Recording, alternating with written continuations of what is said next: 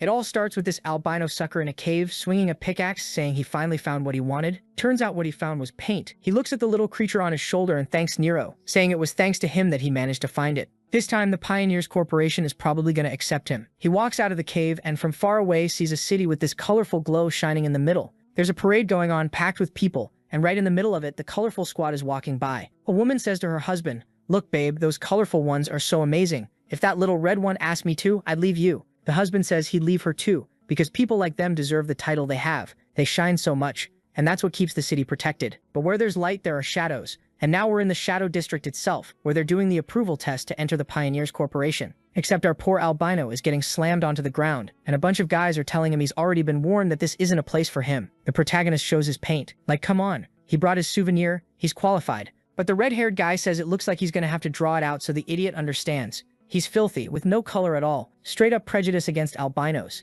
And the guy says everyone in this world is born with a defined role. But there are idiots like him who pretend they don't know their place, so he'd better pay attention. The colorless bastard. Red flames flare up around him and the guy says, "Pioneer, you're filthy. Only the chosen can be one." Little do they know that white is the combination of all colors. Is that a spoiler? No idea. But the guy keeps going saying the weak don't survive in the Blacklands. Outside the city, everything is swallowed by darkness. You can't see anything and there are no colors. Out there, those colorless creatures destroy everything, and only them, the pioneers, can risk their lives searching for treasures and resources. They're putting their lives on the line for humanity's future. Basically, they're heroes. And for someone with the filthy talent the kid has, becoming a hero is impossible. Someone colorless like him should shut up and do what he was born to do. Nothing. And then they shut the gate on him. Nero looks all sad inside his shirt. The protagonist pets him. "It's okay, Nero. There are plenty of places we can go. I'm used to this. I promise you I'm gonna be the greatest colorist of all time. Now get back in there. Hide. They're gonna look somewhere else. Maybe someone will accept them." While he's saying that, there's a little green guy watching from the sidelines. Later, the protagonist tries a bunch of places, but crosses them all off. Nobody accepts him. He's lost count of how many places he's tried today, until he suddenly goes into Mary's shop. He walks in like, "Hey Mary, what's up?" She welcomes Kay back and says, "Look at that. He's got an albino at home." Then she adds that judging by his face, it went wrong again. He says, "Well, kind of." She says they don't know how to recognize talent, and he's probably stronger than a lot of pioneers. He says it doesn't matter because nobody accepts him since he's colorless. She insists that he can go into the Blacklands without any problem, so his skills are already proven. But Kay says it's only possible because Nero helps him. Then he taps the jar of blue paint and asks if she wants to buy the stuff. She says yes, she'll pay him really well for it. She starts pouring the paint into a tube, saying it's getting hard. The price keeps going up, mixing red and blue. And the protagonist says, yeah, things are hard for him too because no corporation will take him. Mary asks, "Did you think about what I told you before?" He starts to say that place seems like something, but she cuts him off and says he has to try everything. Then she slaps a recruitment notice on the table, Aurora Class S Pioneers. He looks at it thinking there's no way. He can't even pass rank C or rank E tests, so he didn't even want to sign up for that. Mary says it's an incredible chance and he should try. The people there have more talent and maybe they'll recognize what he can do. He talks about how he's wanted to be a colorist since he was a kid, and she always swore she'd support him no matter what he decided. He gives this crooked little smile and says, well, he can't waste even a second then. He grabs the paper and leaves, saying he's going to check out this Aurora Pioneers group. Mary wishes him good luck. The protagonist walks through the city, thinking that first he needs to prepare better, but Nero is trembling inside his clothes, and the protagonist asks what's wrong. That little green guy had set up an attack. He sends a wave at the protagonist's back. It hits, but kind of glances off to the side. The other idiot next to him says the loser got lucky dodging Colorless, and the green one says, whatever, he's gonna die anyway. Nobody cares if a colorless person dies. Nero is crying, and won't even look at him, and the protagonist tells him to run. Then we cut to a paint disposal area. The protagonist opens his eyes, confused, and the guy asks if he finally woke up. It's a shame this happened, because now he's gonna be thrown in there alive. That's what happens when you mix countless paints. Basically a residue that's extremely lethal to humans, which makes it perfect for getting rid of bodies. Kay still doesn't get it. Who is this guy and why is he doing this? The green one says he took a look at the kid and was shocked he showed up with a treasure like that in the Shadow District. A creature smart enough to follow a human, and we see he kidnapped Nero. Like, no, you don't do that. The protagonist snaps awake for real and goes after them. He's punching the guy's arm, yelling for him to let Nero go. But the green one just says a colorless person screaming is pathetic. He's gonna sell the creature on the black market and make a fortune. It's way too good and rare for a filthy colorless person like him. Kay thinks he let his guard down. He never cared about the discrimination and insults, but he didn't want to lose Nero because of it. He's about to tell the guy to stop messing around and drop him, when the green one suddenly feels something weird like his energy or something is being drained. He lets go right away, saying it's an awful feeling, and the kid falls into the liquid. The green one says this is a damn waste of time, and his friend goes, it's fine, we handled it. Let's go to the black market, sell this thing and get rich. Now it clicks. The kid, the king of draining, fell into a gigantic tank of paint. He's submerged, telling himself he has to save Nero, but his body won't respond. How did it end up like this? He still had a promise to keep. A voice calls to Kay and asks why he's just standing there, why he isn't reacting. He gets confused and asks who's talking, but the voice tells him to accept it. He has to push past this and do what he can. He can't end like this. He has to save Nero and accept his true color. He goes full dark as the voice tells him to reclaim his true color. A tornado of black paint starts gathering in his hand and moves toward him.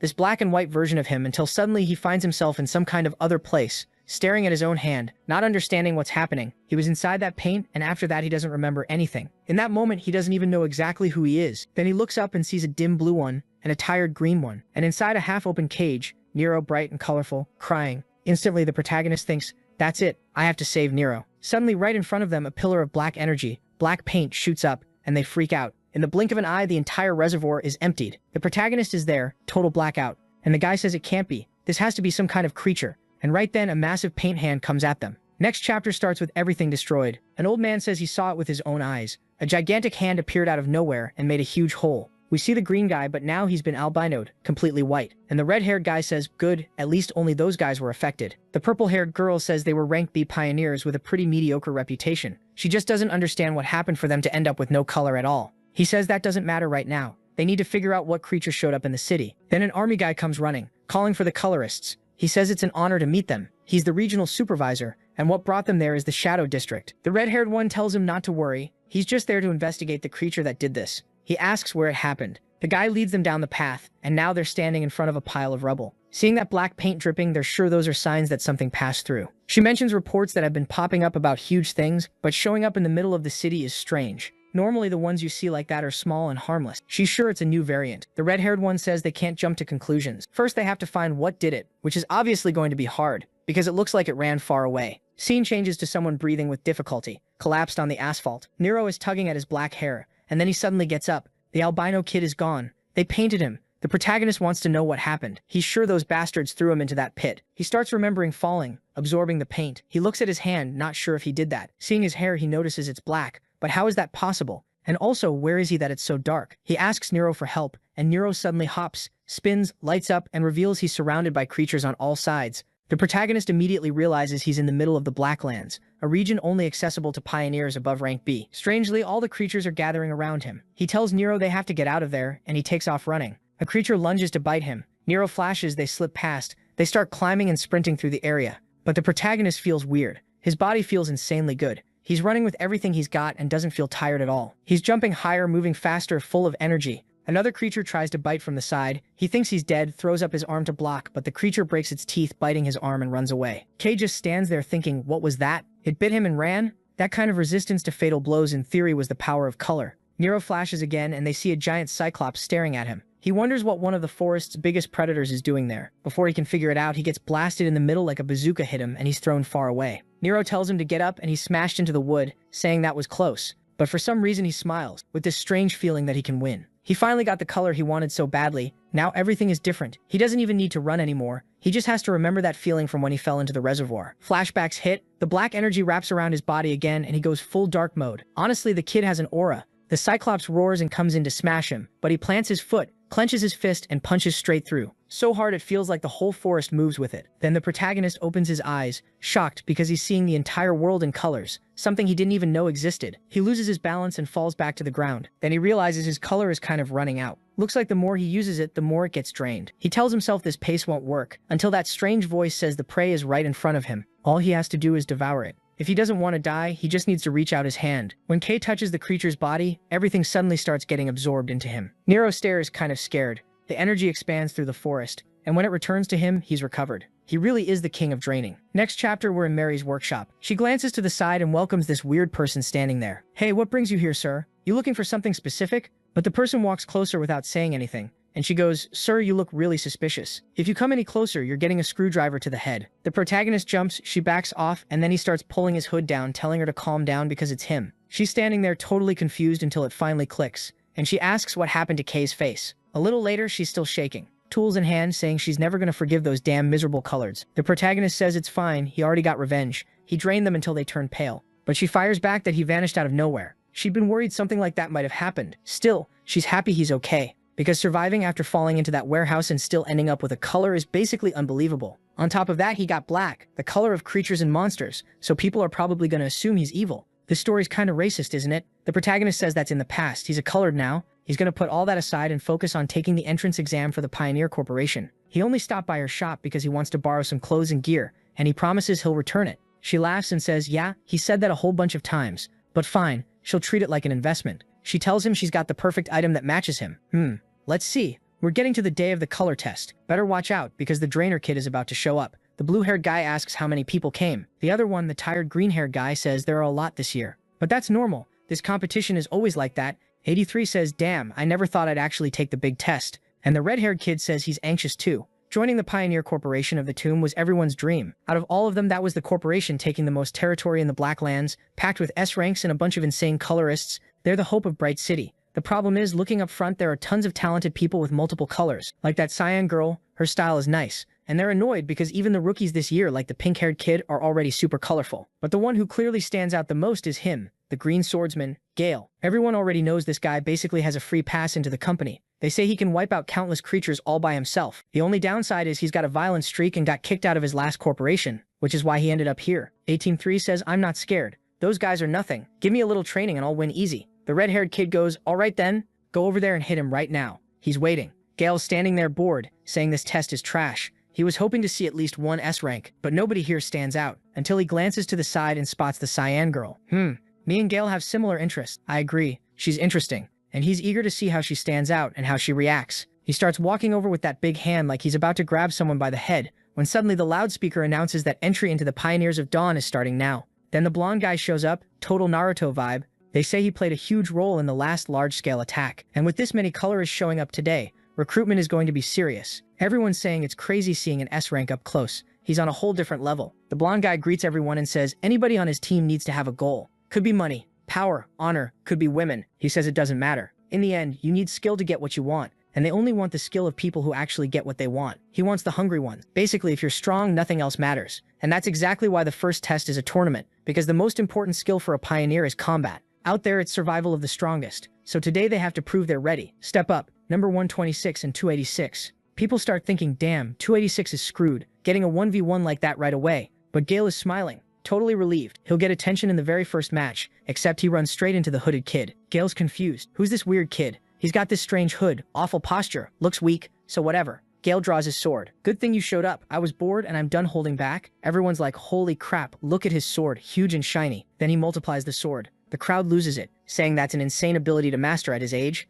He really was a genius. Gale asks if the kid can block it, because if not, he's getting cut in half. He charges our boy and swings and gets a fist straight to the face. He slams into the wall like a total mess. Everyone's stunned. The idiot's already missing teeth. 5 seconds. That's all it took. Meanwhile, the protagonist is shaking out his arm like, he caught me off guard rushing in like that. But the crowd is frozen. Wait, am I seeing this right? He has black hair. That's the color of creatures. The blonde guy and the cyan girl are like, oh my god, I've never seen that. Everyone's losing it. How did Gale, the most talented one this year, get beaten by someone with the monster's color? Kay's standing there acting like he has no idea why they're reacting like this. Yeah, sure you don't. Next chapter starts with even more chaos. The red-haired guy is throwing rocks, yelling at him to stay back. But the protagonist just walks forward, tanking everything without even caring. Another punch, another win, another punch, another win, another punch, another win. The blonde guy watching from above is shocked, while people behind him say that kid looks weirdly promising, and he's the first person ever to have the black color. Before rumors spread, they should recruit him. Then someone walks up saying, the day's getting interesting. It's the leader of the red team. Is his name Red?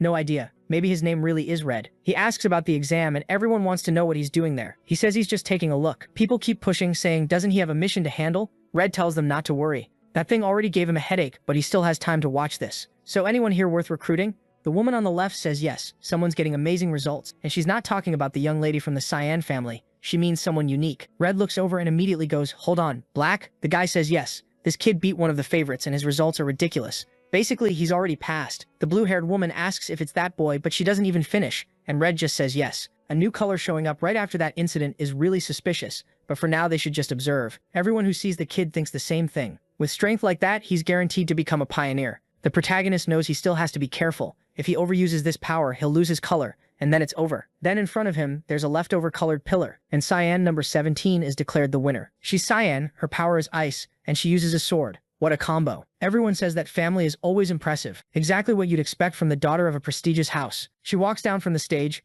passes by the protagonist, glances at him, and he pretends he didn't notice. As soon as she turns and walks away, he looks back at her. A while later, the blonde guy thanks everyone for their effort. Since they're running behind schedule, they're moving on to the next test. Anyone who failed can go home and try again next time. The low opacity ones, poor things, got beat up and have to leave. Right when the blonde guy is about to announce the next test, Red tells him to wait a second and says he'll be running this one. The crowd is stunned. It's the famous colorist Red, one of the strongest people in Bright City, known for reclaiming parts of the Blacklands and breaking tons of records. They say his power is so overwhelming, people are scared to go on missions with him. The blonde guy asks if he's sure he'll get yelled at by the captain. Red says he doesn't care, he'll get yelled at either way. Then he says the test is simple, you just have to survive it. Suddenly his aura expands and forms a bunch of circles around everyone. He says he's recreating the environment of a region he's been to. They better get ready because it's about to get really hot. The Blacklands are full of extreme environments where humans can barely survive. They should be grateful this is a simple test. Just endure it and you pass. But if you can't endure it, that means you never had what it takes anyway. Random applicants are already suffering, saying their skin feels like it's burning. Others are clawing around trying to get out, saying they can't take it. The blonde guy thinks that, like always, people have been saying Red is getting weaker, but he's still as strong as ever. Covering this many people in a controlled way shows how absurd he is. He really reached the top. But then, way in the back, one of the spheres starts freezing over, then shatters, and Cyan is standing there totally calm. Red says she did pretty well. That girl really can be called a prodigy. But he wants to know where's the other kid. He's standing there somehow enduring it. But Red finds it strange. The boy isn't breaking the barrier. Red wasn't expecting much, so he figures that's that. Inside, Kami is panicking, trying to figure out what to do. He's screwed. He used up too much color in the earlier fights, and if he'd known the test would be like this, he would have held back. The problem is, the more he tries to endure, the more his mana gets drained. His color is fading, and if he turns albino in front of everyone, he's done for. They'll drag him to a lab. He reaches the obvious conclusion. He needs to drain, absorb something. Then he realizes, wait, the barrier I'm inside is made of colors, so in theory it should be possible. Even though he doesn't know the limits of this absorption ability, there's no time to overthink it. He decides to find out by trying, and the absorption starts immediately. And not only his barrier, everyone's barrier starts getting pulled in. Red and the blonde guy are staring, not understanding what's happening. Red lets out an awkward laugh and says they've got a real lunatic here this time. The protagonist realizes he messed up. There's no barrier left on anyone. Damn it, that wasn't supposed to happen. Now he's drawn way too much attention. Now we get Cyan's perspective in the next chapter. She says, this exam meant everything to me. I wanted to prove my strength, the strength I trained for my family. But the appearance of this new color was unprecedented. He looked weak, but he made me feel this strange anxiety. I was always raised to be the best. All right, enough. She didn't want to fall behind anyone, and she also couldn't risk upsetting her sister. But that boy K was strangely strong. She knows she can't guarantee a win even if she fights seriously. There's something she can't explain, some kind of raw force. She stares thinking that no matter what he is, next time it won't go like this. She's upset because he got more attention. And Red is already there, saying, so you've got the power of the black color. That aura, you're draining everyone. Yes, he actually says draining. That's not me making a joke. Red says it to the kid. And now he's extremely eager to learn more about this color. The protagonist asks about the test. Red says at this level he passes easily. Apparently. K, all innocent, thinks, wow, yeah, getting attention helped me. Sure, just get ready for what comes next. From above, the blonde guy tells Red to stand down, and Red tells him to stop yelling. This kid already passed. The blonde guy apologizes to everyone. The exam got interrupted, but it'll continue. Except for number 17 who broke the barrier. Everyone will have to do an extra test. Cyan just keeps staring as the boy gets taken into an alley. A while later, outside, Red tells his friend to wait there. They'll be right back. And that's when we see they're back at the place from the day the protagonist fell into the paint bucket. Red says, ugly little place, huh? Something weird happened here. Not long ago. 2 pioneers had their colors drained and turned albino. First time that ever happened. And according to witnesses, they said they saw a strange, gigantic creature. And right after all that, the first person with black shows up. What a coincidence, huh? Especially one with the power to absorb other colors, an ability that's pretty unusual. K gets awkward and he realizes it. This guy knew from the start, the first option would be to run, but with how strong this guy is, that's impossible. He was the kind of person even heroes called a hero. Then Red says he was just testing the kid, but when the kid reacts that sincerely, it kind of ruins the fun. His job is just to figure out what happened, but he's way more interested in the kid's ability, whether it's the black color or that suction absorption power he's never seen before. Color powers sound simple, but the truth is most of them don't mix. His weirdly seems to ignore all the rules, and judging by what happened during the exam, you can't even control it properly, since it started sucking up everything around you. The protagonist goes, yeah, that, and tries to explain, but the guy says, it's fine. It was just a test. But now I want to find out how strong your power is, and how it works. He points his hand and tells the kid to absorb. Hun? The protagonist's like, hold on, drain you? Red says, kid, it's not like that. Don't worry, just try. The protagonist hesitates. This guy shows up out of nowhere and tells him to drain him. What is that supposed to mean? Meanwhile, Red is thinking he needs to understand this sinister force that consumes everything. Letting a dangerous ability like that run loose is completely unacceptable. Something like that could shake Bright City to its core. And even if people don't know it, humanoid creatures do exist. And before K turns out to be one, they might have to deal with him right there. So the protagonist grabs his hand and says, fine, he'll try. But if something goes wrong, it's not his fault. Then the absorption starts, Red's energy begins flowing into the kid, but the protagonist feels this weird heat like an explosion of flames inside him. This isn't working. He asks him to stop, saying he can't control it. It felt like boiling lava inside his body. That power was insane. That's why they called this guy a hero. Red watches him and thinks this kid keeps absorbing non-stop, like he's starving. Still, maybe because he's immature, someone strong like me can resist the absorption. But this is clearly dangerous for most people. I want to know how these absorbed colors would be used. Suddenly, a red aura appears behind the protagonist, expanding. Red lets go of his hand and sees that half the kid's body is kind of transforming. Red thinks that if he didn't know what this was, he'd think it was a creature. But now he's sure this kid caused the incident. He has to find out who he is. But first he has to put out this fire. And for that, unfortunately, the kid has to be subdued. The protagonist is shaking, almost in agony, saying such an intense color. I'm transmuting powers. It's so hot. At the same time, it's like there's a devil's voice talking to him, telling him to shut up. He's fighting against himself until the energy finally breaks apart. Red is impressed and asks if he really suppressed that power. The protagonist is completely out of breath. For a second, he thought he was going to die. Why did he freak out like that out of nowhere? And right in front of a colorist who already thinks he's suspicious as hell. He knows he has to investigate his power as fast as possible. He tries to explain, I got caught off guard because what I absorbed was way too strong, but Red says it was way too fun. The protagonist doesn't get this guy. Red scratches his chin and says, enough testing. You've probably noticed, but I'm the one in charge of solving the incident that happened here.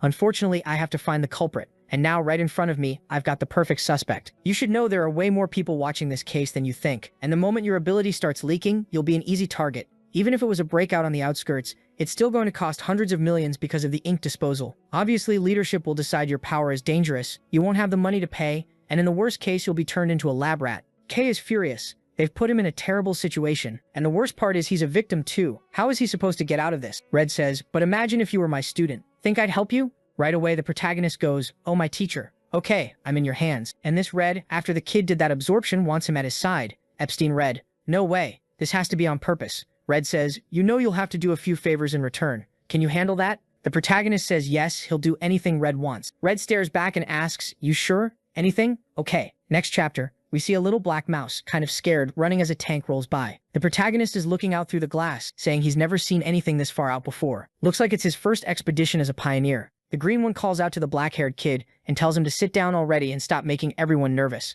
The protagonist looks to the side and sees it's Gale and Ciano, and he thinks pioneer work is exactly what he expected, and now all of them are on the same team. Technically, did he get what he wanted? We rewind a bit to when Kay asks Red if he's going to take part in the exploration. Red says he has to go to a strangely unexplored place, and he might need the kid's help. Seeing Kay hesitate, he tells him not to make that face. They won't be alone, so there's nothing to worry about. All the new recruits are going to participate anyway, so he's just one of them. The corporation will announce the plan soon, and the details will come later. He just shouldn't be late. He needs to show up where they told him to. The protagonist thinks that as soon as he got on board, those two were already waiting. The interference Red caused messed up the whole exam, and to get another chance, they tried again. That's how the green one got a second attempt. And it looks like Ellie, the cyan one, personally asked to be part of Red's squad. Gale says he can't believe it. He got humiliated because of a filthy kid like that. He's sure what happened is he let his guard down. The kid better know that next time he won't be that lucky. When this expedition is over, he's going to hunt Kay down. He's only not killing him now because Miss Levian is right there behind them. Ellie tells him to forget it. He'd lose again anyway. He's wasting his breath on something pointless because Kay is clearly way above his level. The green one, furious, asks what she's talking about,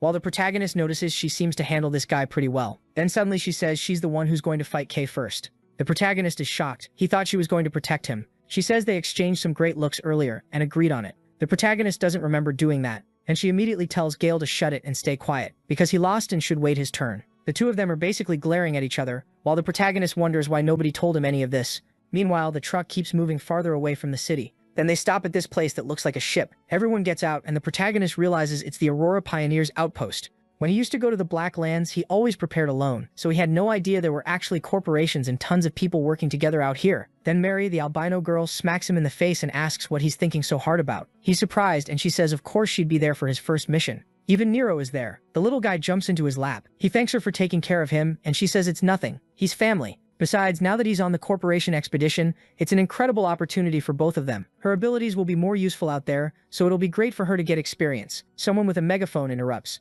saying the meeting is started. As planned, they're going into the Black Lands. The protagonist hands Nero back to Mary, telling her to watch him, and she asks him not to do anything crazy. He just waves and says he'll talk to her later. But then Nero wiggles free, runs toward the protagonist, and drops into his shadow. Mary is surprised and calls out to Kay, but he's already gone, swallowed up in the crowd, and she can only hope it won't be a problem. Everyone's gathered in front of the entrance, with someone telling them to get ready because they're about to enter the Black Lands. Miss Orange says safety comes first. Area 21 has reports of dangerous, unknown creatures. It's also where they found the corpse of an A-rank monster, so it's extremely dangerous. Someone calls for Miss Arancia and warns her that Red is taking the new recruits somewhere else. They left formation without permission. She's startled and asks if that's serious. The person says yes. Now that he's gone, she's in charge of the site. Arancia scratches her head, saying that guy is trouble every single time. She just hopes that damn senior brings the rookies back safely. Meanwhile, in another part of the cave, the trio is moving along with the instructor, and someone comments, "Boss, the team's going somewhere else, aren't they? Is this safe?" Red explains that their objective today is different. Kay hesitates and says, "Okay, but there are a lot of rookies here." Then he looks back too, wondering why those two came along.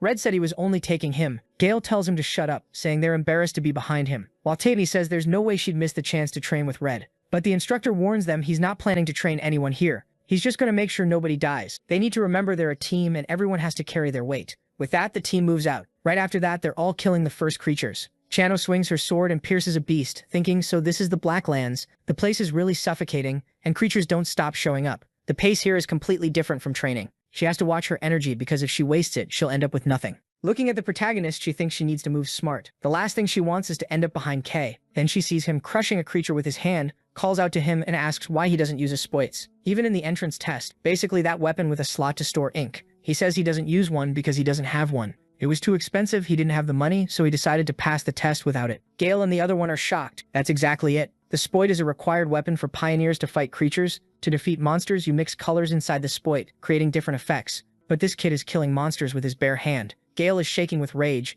He really got beaten by someone who doesn't even have a spoit, and he didn't even scratch him. One day, he's going to crush Kay with his own hand. Red, seeing all this, is thrilled. Nothing better than a few geniuses together to create a little tension. Things are going to get interesting. He tells them to keep moving. They're almost at the place he wants. Next scene, there are a bunch of dead monsters on the ground. Red says they need to take a quick break. They should know they've barely started, so they shouldn't let their guard down. 10 minutes of rest, then they're heading out again. Gale is holding a vial, saying he can't believe he's already used up so much color. Kay glances over and sees it's the famous personal ink, a refined item that restores a person's energy, basically essential for pioneers. Since it's custom-made to match someone's exact color, it's insanely expensive. And those idiots are chugging it like it's nothing. He's jealous of rich people. But anyway, he doesn't need it. Then Ellie looks over and asks what he's doing. Kay touches a corpse, starts absorbing and says, "All right, I'm fully recovered." The two of them look confused, asking if he's really okay. He says yes, he's done it plenty of times. Relax. Then it's like, wait, he's absorbing creatures and nothing's happening? Gale is trying to understand how the kid can go through something like that without even blinking. But then Red cuts them off and says, "All right, break's over, let's go. We're here." And then we see this place with a strange black orb.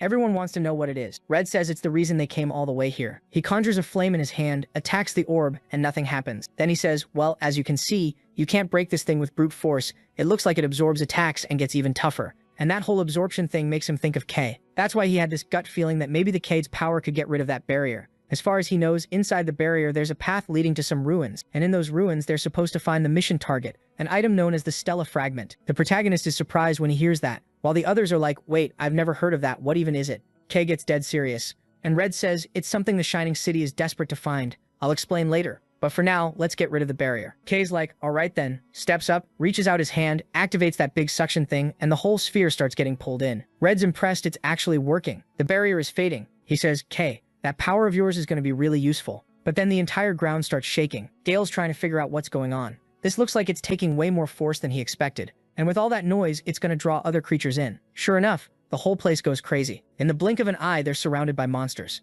Ellie, already annoyed, says it's Kay's fault. The whole crowd showed up. But now they don't have a choice. Red just tells them to protect the kid while he removes the barrier. They're supposed to take down everything around them. Gale charges in, cutting things down. Kaiono throws out ice while Red watches, thinking he might have to step in, but those two don't need him. This year is impressive. The rookies are good enough to handle themselves. He loves it when he doesn't have to do anything. But Kay is feeling something weird. He can feel a power similar to his coming from the barrier. At the same time he wants to absorb it, he also feels like if he loses focus for even a second, it'll steal his color. It's an absorption tug-of-war, but he's sure he's better at it, and the barrier breaks apart. And the only thing left is a hole, which is strange, because the guy said there'd be an entrance to the ruins. Kay tells Red he removed the barrier, and Red praises him, saying his instincts were right. He calls out to the group that the barrier is down and everyone should stay close. They don't need to kill every monster, but then what he's saying gets cut off by something strange. He flinches. There's a red slash. He grabs two of them by the collar and throws them away, and Gale asks what the hell that was. In an instant, the ground is completely cracked. Red says things were going way too smoothly. They'd gotten a report about something dangerous in this region,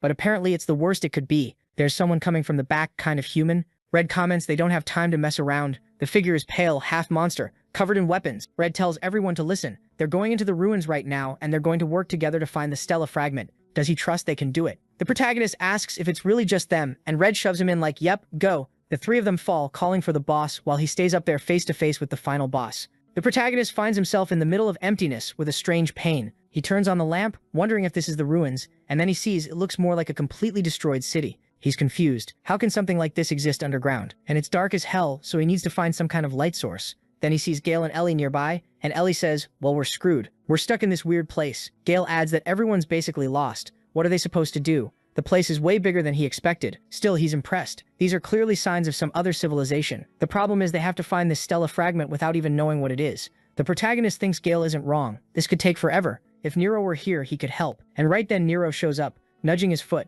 The protagonist is shocked, wondering how he even got down here. Ellie notices, and the protagonist thinks, great, now I'm screwed. If they find out he has this creature, his excuse won't work. But at the same time, it's a good chance. He can't hide Nero forever. If he's going to become a real pioneer, he'll have to work with him. He decides this is the perfect opportunity to show Nero has value. He calls the two of them over and says he has an easy way to find the Stella fragment. A little later, Gale asks, hold on, you're telling me that thing is going to help us find it? The protagonist says yes, it'll be fast. While Gale is still doubting, Ellie is already hugging Nero and showering him with affection. Then Kay calls to Nero, let's go. Let's show this idiot how amazing you are. Nero suddenly slips out of her arms, spins, and shifts into his shiny version. They start wandering through the streets, and Gale is confused. How is there a creature that follows someone around and has a special ability? He's never heard of anything like that. Where did the kid even find this thing? Kay doesn't answer. He just says Nero is signaling the fragment is nearby. Nero closes his eyes like he's sensing some strange energy and starts flying toward it. The protagonist follows. They come to what looks like an abandoned parking structure. He thinks it's weird they already went down so far and now they have to go even deeper,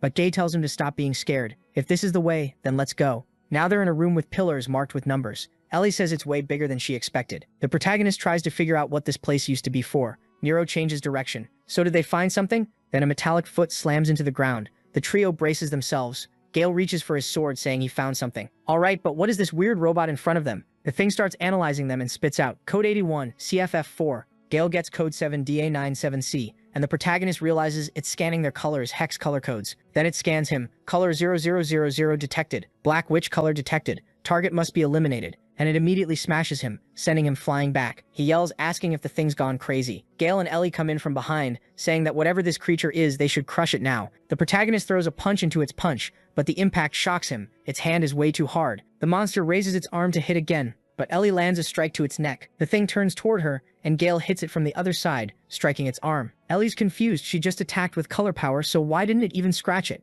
Then she notices it seems to have an ink core. That means they need to break that to drain its strength. The protagonist comes in under its arm and hits it in the ribs, but the monster almost counters. He's confused. His attacks aren't doing anything. He could use that power where he turns completely black, but that drains his color, so he tests it by covering only his fist. Then he slams a heavy punch into the middle of the creature's chest, shattering it and ripping out the ink device. The glowing eye suddenly goes dark, and the monster drops dead. He says that thing was more annoying than he expected. He looks at the ink core and says it looks really different from what they usually see. Mary would definitely like getting something like this, while the other two are still furious, demanding he explain his powers because they never know what to expect from him. They say he should have used that black punch from the start. The protagonist tells them to stop being so demanding, and when he starts explaining how it drains color, the door behind them opens. They look over confused. Like, how did that just open by itself? Nero walks up, basically telling them to go in. The protagonist, staring into the darkness, asks if Nero is sure this doesn't look safe, and it reminds him of that barrier from earlier. The moment the protagonist touches it with his finger, the energy suddenly expands and drags everyone inside. The three of them end up in a black and white void, trying to understand what's happening.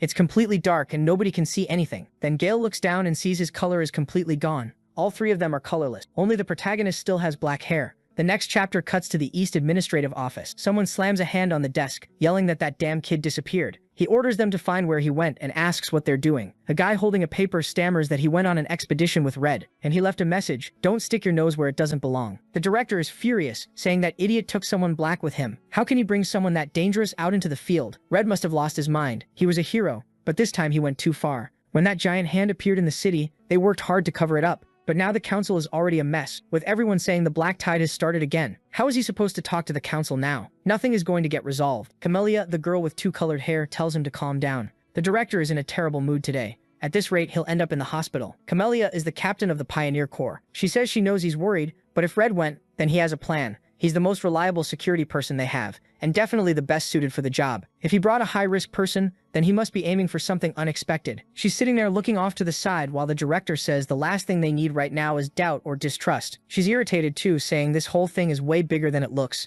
Meanwhile, he keeps complaining, saying he knows that if Red is there, the worst probably won't happen, but it's still dangerous. She's talking about the bitter tea, and he tells her to focus on the conversation. Then she asks if he's that scared just because of the Black Witch. He says yes. Black is the most dangerous color of all. It's the color that brought the first black tide. Back then, humanity was almost wiped out. Creatures appeared and the world was covered in darkness. The tide will come again. They already know that. They've been preparing, strengthening the city to withstand it. That's exactly why they're so desperate to explore and reclaim as much land as possible. And she must have seen the reports of strange phenomena keep increasing. Camellia just watches while he keeps going on about how dangerous it is, how risky the boy is. She says he'll have to talk to the council, since Red already took the black one out there. But he says that's a lot easier said than done. He'll try his best. Maybe the Shining City can find some use for that kid. Back in the void, Gale is furious that all his color is gone, so why does the protagonist still have black hair? The protagonist says the obvious, maybe because he's black. The problem for Gale and Ellie is that both of them feel like they have no strength left in their bodies. The protagonist is confused. They're clearly not used to being without color. But at the same time, ever since he entered this space, he's had a strange feeling like if he focuses his vision, he can see something different.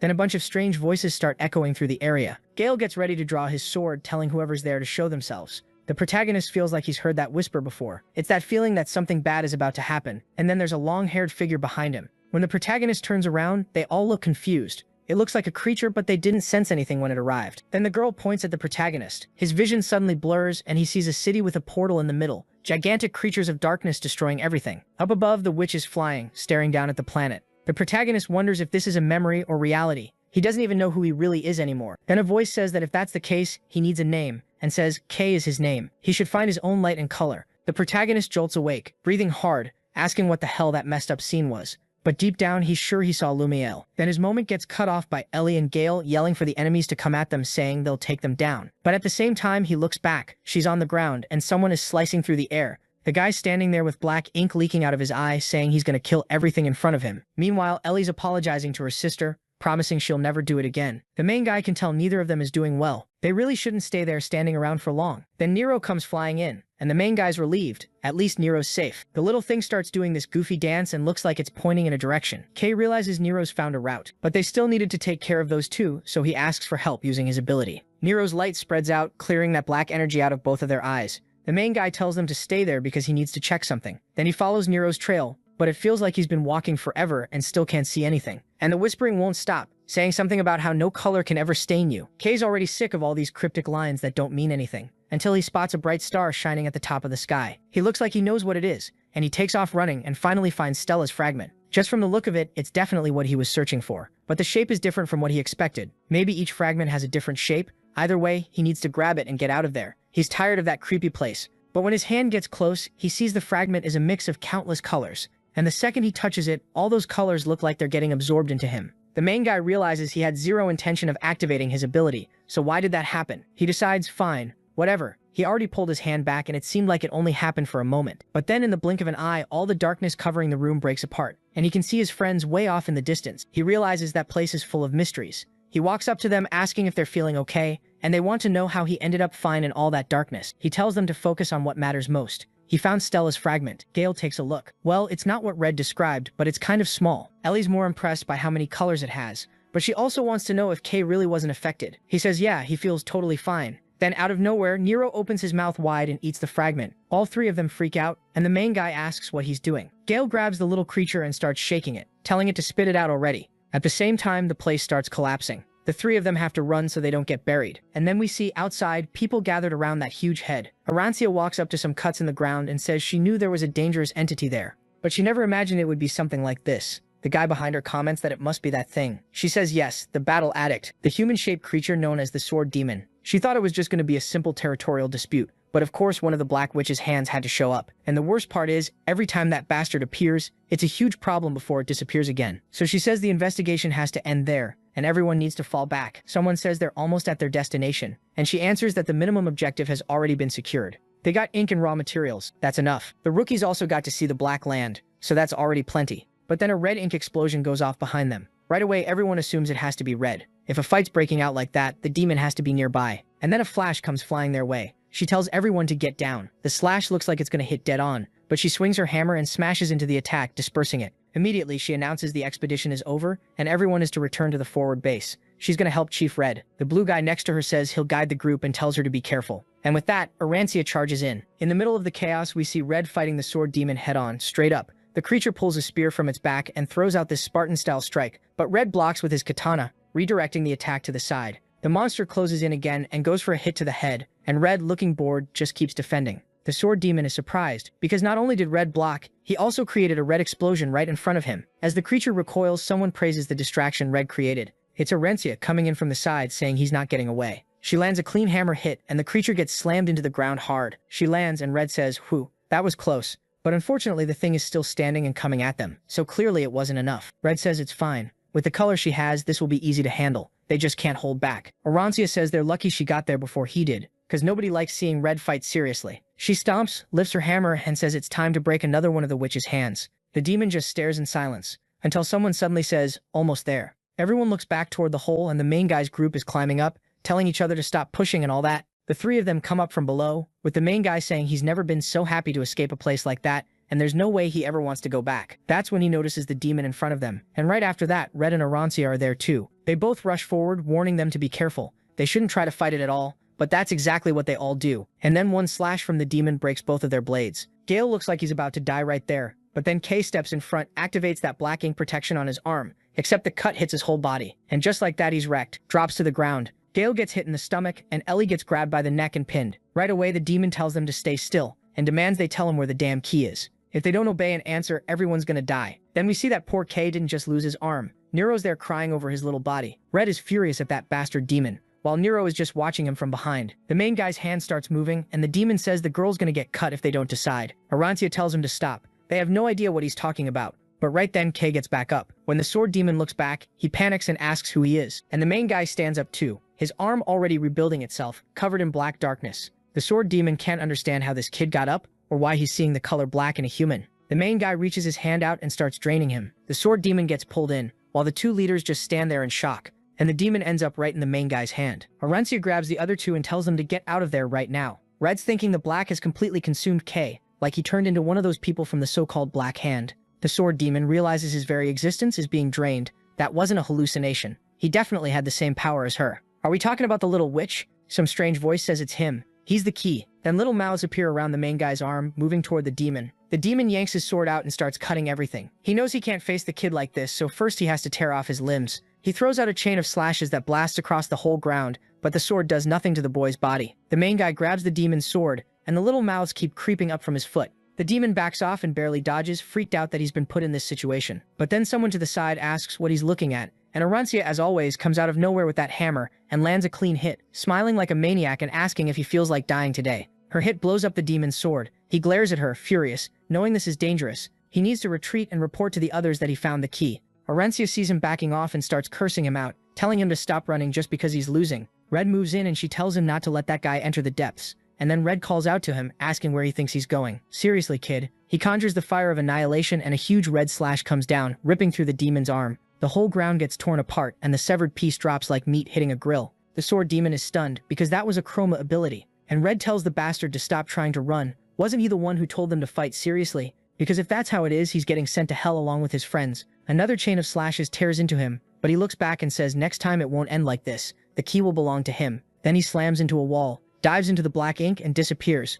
Arancia wants to chase, but Red says it won't work. It's too dangerous to push any farther now. She stomps in frustration, saying that bastard got away again. But they can see there's nothing they can do. They're not prepared to enter the depths. Unfortunately, that's their limit for today. And it's infuriating knowing that this damn black land works like a shield for those people. Suddenly, someone calls for the captain. It's Ellie, apologizing for being a burden. He smiles and says it's fine. Just being alive is enough. Arancia agrees, running into that guy and making it out alive is already insanely lucky. But the most important question is what they're going to do about the kid in the background who's all black. Red's thinking he knew the kid was dangerous, but not like this. And he's noticing the kid is even absorbing the black land. Then the mist starts to clear, and the main guy turns pale again. They ask if he's going to recover, but then they see he's colorless. Eyes closed, collapsing to the ground like he's nothing. Now they're even more lost about who he really is. The scene cuts to the sword demon kneeling on the ground, trying to remove the chroma from his arm. He starts regenerating, until a voice asks who beat him up like that. It had to be him, sticking his nose where it doesn't belong. When he looks back, it's Viper. She walks up saying she was bored out of her mind, so she's dying to know what happened for him to end up this messed up. Who beat him down like that?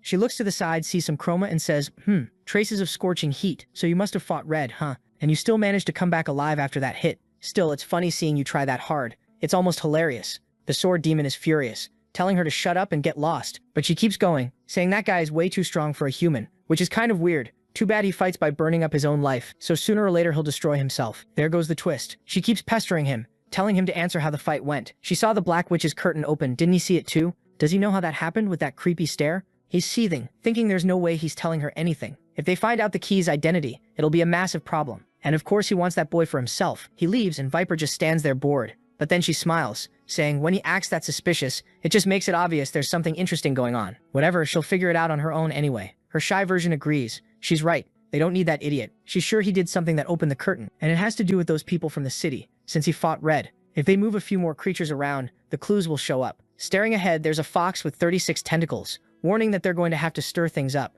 Back in the colorful city, the main guy is out cold in bed, and the team watches him, looking pretty down. Red says he can't even bring himself to look anyone in the face. He said nobody would get hurt in that training, but he couldn't keep that promise. It's his fault the main guy ended up so pale. Looking at a clock, he tells himself he hasn't changed anything back then or now. Damn, so he was a hero. Ellie though says that considering the survival rate for new pioneers on basic missions, it was basically luck they're still alive. Honestly, everyone's safe because of the captains. Ellie says she's going to get stronger, and he tells her not to rush. Meanwhile, poor Mary is just standing there completely lost, trying to figure out what's even going on. Why would one of the most famous colorists in the city suddenly be in her house? They showed up saying they were Kay's coworker, and she got worried when he turned up in that condition. At least it doesn't look like they've got anything against him. Still, he could wake up already, because she can't handle all of this by herself. Then Red calls out to her asking if she's his friend, and she says yes. He tells her she doesn't need to worry about his condition, but he wants to ask her something. They're looking for a creature called Nero. Where was it? Right then the little thing pops off the protagonist's shoulder, and Gale points like, there it is. That thing right there. Nero freaks out, and they say that's the creature that swallowed Stella's fragment. They're already annoyed because it was hard to explain anything with that thing disappearing.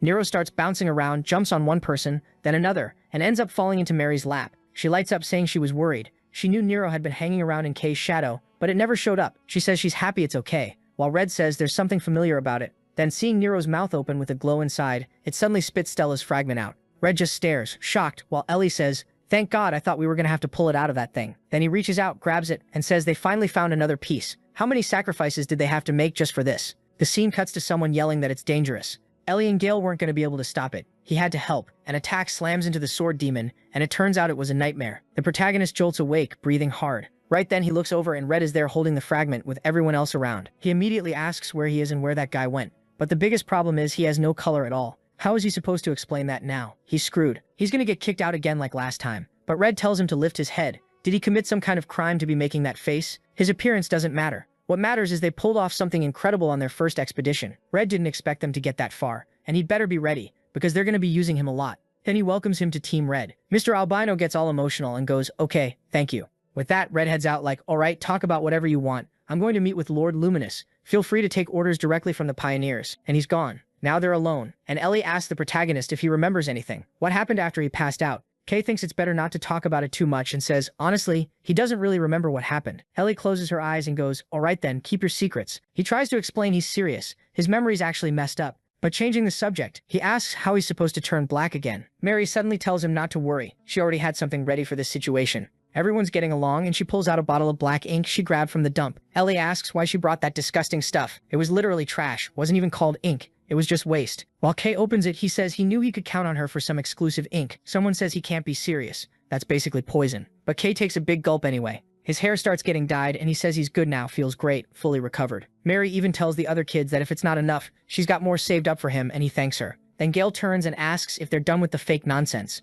He says it's weird that the kid's arm went back to normal. That level of physical regeneration is something only high-ranking colorists can do. So how is that possible? Then he demands Kay answer why he threw himself in front of it earlier. Kay gives the classic nice guy protagonist answer. "I don't know, I thought you were in danger. I figured I could stop it with my ability, but I kind of failed. It didn't really work." Gale gets furious, grabs him by the collar, and asks who asked for his help. He really hated Kay. But Mary cuts in, telling him to shut up. What does he think he's saying? He'd better stop acting tough in here. Then idiot. He gets hit with an electric shock from the albino. He storms off pissed. Kay tells them not to worry about it, that's just how Gale is. Then Mary says she's leaving too. The protagonist thanks her and she heads out. He says he's going back as well, but then he remembers there's something he wants to show her. Something special he got after beating a weird creature on the expedition. He picked it up thinking she'd like it, and he hands her that ink core. Obviously, she has no idea what it is. The scene switches to Red approaching a brightly lit place. He looks up, there's a flash of colors, and at the top of an altar, someone is waiting. He says he's here, and the girl turns around and tells him he can come in. She's been expecting him. He says that after a long time he finally has good news.